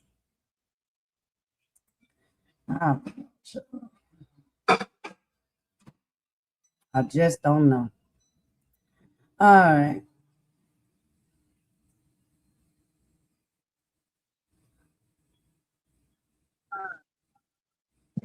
Well, Ma, I appreciate you having me up here. And, I probably won't come up here for another 1,000 years or whatever, 1,000 days. 1,000 days. We love you, Carlos. Oh, I love you too, Mama. You know what it is, Mama. I'm about to come to the house in a few minutes. But I'm about to come over there in a few minutes. Well, I appreciate you having me up here. Like I said, keep doing what you do. Fuck everybody else. If they don't like it, you know what it is. They can suck a dick. Pause. You know what I mean? But you know what it is. Right. Yeah. But I'm holler at you in a few minutes. You heard? All right, babe. I'll talk to you in a bit. I'm gonna go ahead and end it off. I'll see you outside. All right. All right. But yeah, y'all, that's all I got. Got nothing more to add to it. I said what I said, and like I said, it's a 50-50. Like half of the people saying I'm wrong, half of the people saying they get it. It's just like, but yes, we definitely can do some content. I'll do the content. All right, we'll talk about exactly what racism is. We're gonna do a real educational piece on that. And we'll talk about that. I've done a little pieces like that before here and there, but we'll maybe do a full video on, like racism. And we'll talk about it. And I think it's like, yo, in 2026, like, really? We still have to educate people what like racism look like and what it is. Like, I don't know. But we'll do it. And like I said, people are gonna turn against me for this. Hey, look. I cannot control what the people gonna do. They're gonna do what they're gonna want to do anyway. But do I hate anybody? No. I choose not to hate. I don't want to hate nobody. I don't want to move and operate with that kind of energy. Like I don't want to wake up every day talking about who do I hate today, who am I gonna talk about, who I'm gonna drag, who I'm gonna fuss with, who I'm gonna fight with. I don't wake up like that. I wake up like, thank you, Lord, number one, because we didn't have to. That's first and foremost. A lot of people aren't. Okay. And so we should be grateful that we do get to wake up and we have another day, right? And life to live. And then after that, I'm looking for the love. I'm looking for the light. I'm looking for the fun, the laughter, the connectivity, all of that. That's what I wake up looking for each morning. I don't know. Some people wake up looking like, come on, who we gonna fight? How we gonna divide? What can we do today? Like to be evil and nasty to one another. And when you have to fight sometimes because you get into fights, hasn't everybody got into a fight on this platform? And when they get into fights, I've heard the most egregious things being said out of people's mouths. And a lot of them are people that look like me. They Black. And we say the most egregious things towards one another. So are we any better than who it is or whatever it is we talking about, who we trying to put down? Are we any better? But anyway, y'all, let me go ahead. Who is this? All of the light. You talking about yes and what? And my life? And what? What are we ending? I end my life because I'm wrapping it up and I'm about to end my life on my accord, not because you tell me to do so. So let me know, that I misinterpret what you meant by that comment, because, child, that's not it. Don't tell me what to do. I do what I want to do. I keep trying to tell you that. So I don't know what that comment meant and where you're coming from with it, but you can keep it. You can really keep it. But I am going to end it because I choose to end it, and I am at the end of my life right now. I'm about to wrap it up. But please, sit tight. I don't like that. That type of energy is like that passive aggressive type energy. Please.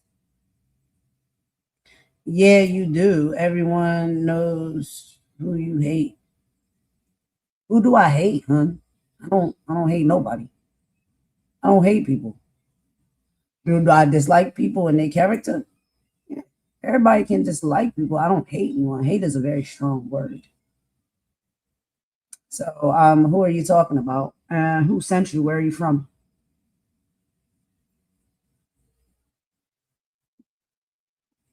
I really shouldn't give it really no time, honestly. Honestly, don't even answer that. I don't care. But clearly I see what you've come to do. It's what happens. It is the pattern. And so, all cool in the game. All cool in the game. But anyway, y'all, let's end it with a boopity bop bop bop bop bop. Let's see. What song should I play? I don't know. All right, y'all. I think I got one. So thank you, everybody, for joining.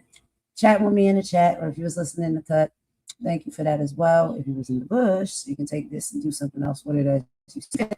And do what you do. You know you're going to do it. But thank you all. And I will talk to y'all very soon. Y'all know. I'll be around, child. We talk off of this platform as well. So I will get with y'all soon. But, I gotta go to the store, child. Go outside with Carlos, child. He want to go and have some sunlight. So me and Carlos and my boo, we're gonna go outside. Take my little baby boy out there, y'all. And I will talk to y'all soon. So I hope y'all have a great rest of the day. Until we meet again, let's end it with a bop. All right, golden out. Bye. Funny thing about hate, the people that say they can't stand you know everything about you. Every live stream, every post, every move. That's not hate, that's obsession. Run it. Why you watching me if you don't like me? Why are you clocking me? Every upload, every stream, every word I speak. You know my whole life better than the folks that sit with me. Why you watching me talking crazy, but you boosting me? You call it hate, I call it free publicity. You in the comments every day promoting me. Why you watching me? You say I'm fake, but you never miss a show. Notifications on front row, screenshot queen. Got photos on your phone, studying my life while neglecting your own. Every week another rumor gets spun. Same five people talking under everyone, claiming that they win it, claiming that they won. But somehow I'm still the topic every month. Ain't that funny? You know my schedule, you know my guests, you know my circle, you know my steps. Know every sentence, know every laugh, know every live stream, from beginning to last. Girl, that's work. Should've sent the resume. Spent 10 years watching me and still ain't get paid. Meanwhile, I'm building while you sitting in rage, trying to stop my shine while giving me engagement. Why you watching me if you don't like me? Why are you clocking me? Every upload, every stream, every word I speak. You know my whole life better than the folks that sit with me. Why you watching me talking crazy, but you're boosting me? You call it hate, I call it free publicity. You in the comments every day promoting me. Why you watching me? Yeah, YouTube streets got detectives on patrol. Whole channel built around another woman's goals. Breaking down thumbnails, breaking down clothes, breaking down friendships, breaking down souls. Talking all day but accomplishing none. Living through drama like it's oxygen. Trying to recruit every bit of little frame, building fake armies that collapse in the end. See, I learned something. Misery needs company. Happy people don't spend years on a hunting spree. Successful folks ain't checking who I talk to. Successful folks too busy making boss moves. The math ain't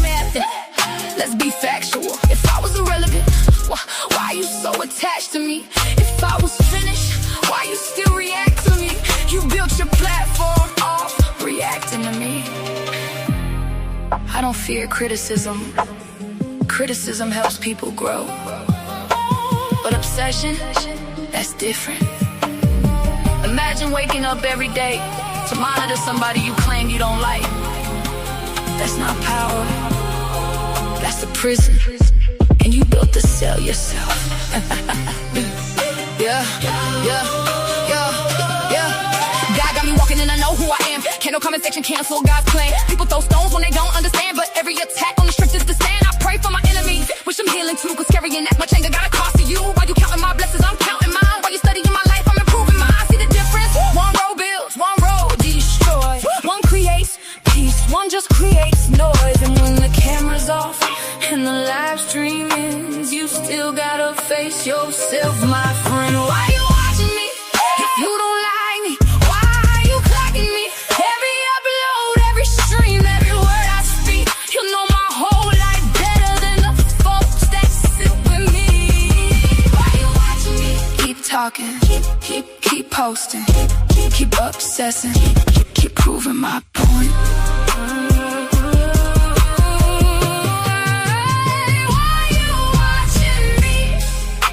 Some people spend their whole lives trying to become somebody.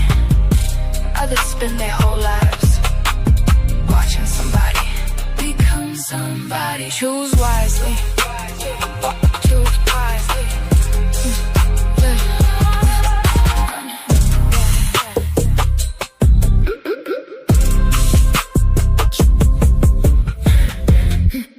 Choose wisely.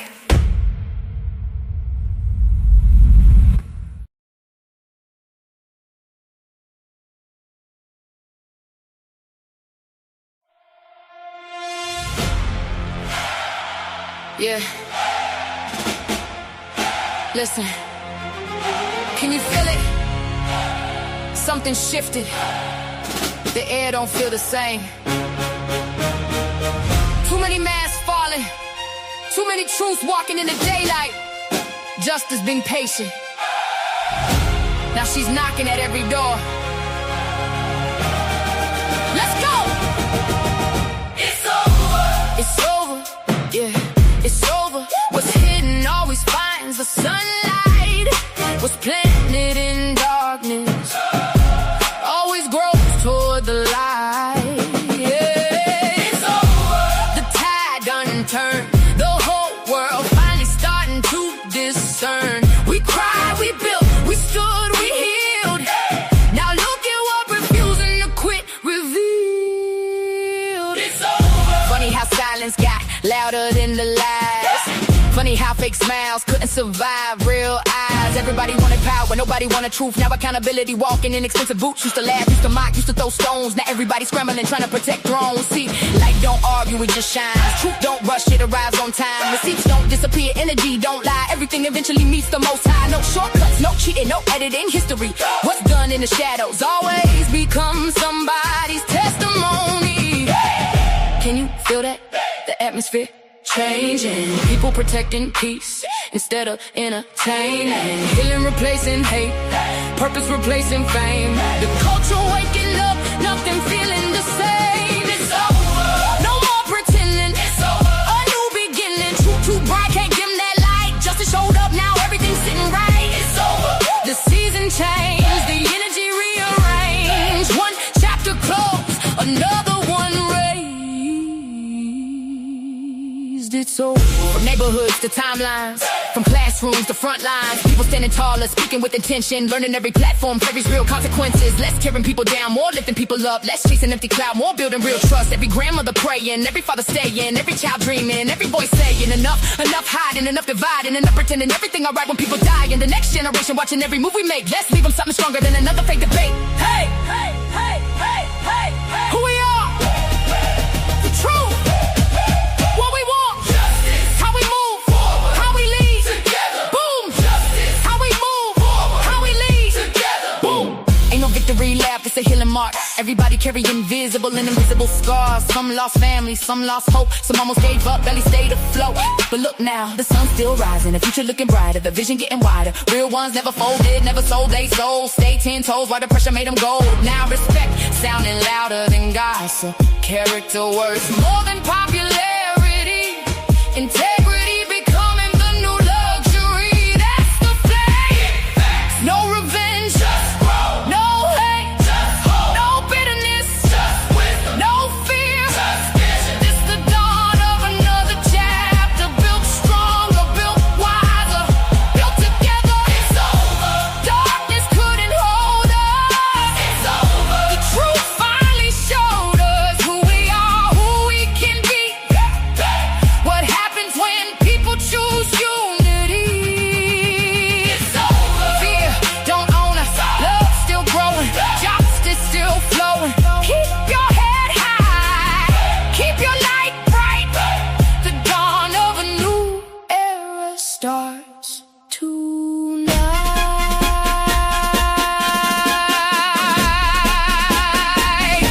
They counted us out, but they never counted on the truth.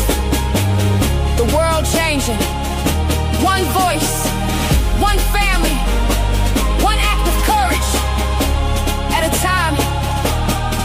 Golden Queen. This ain't the ending, it's the beginning.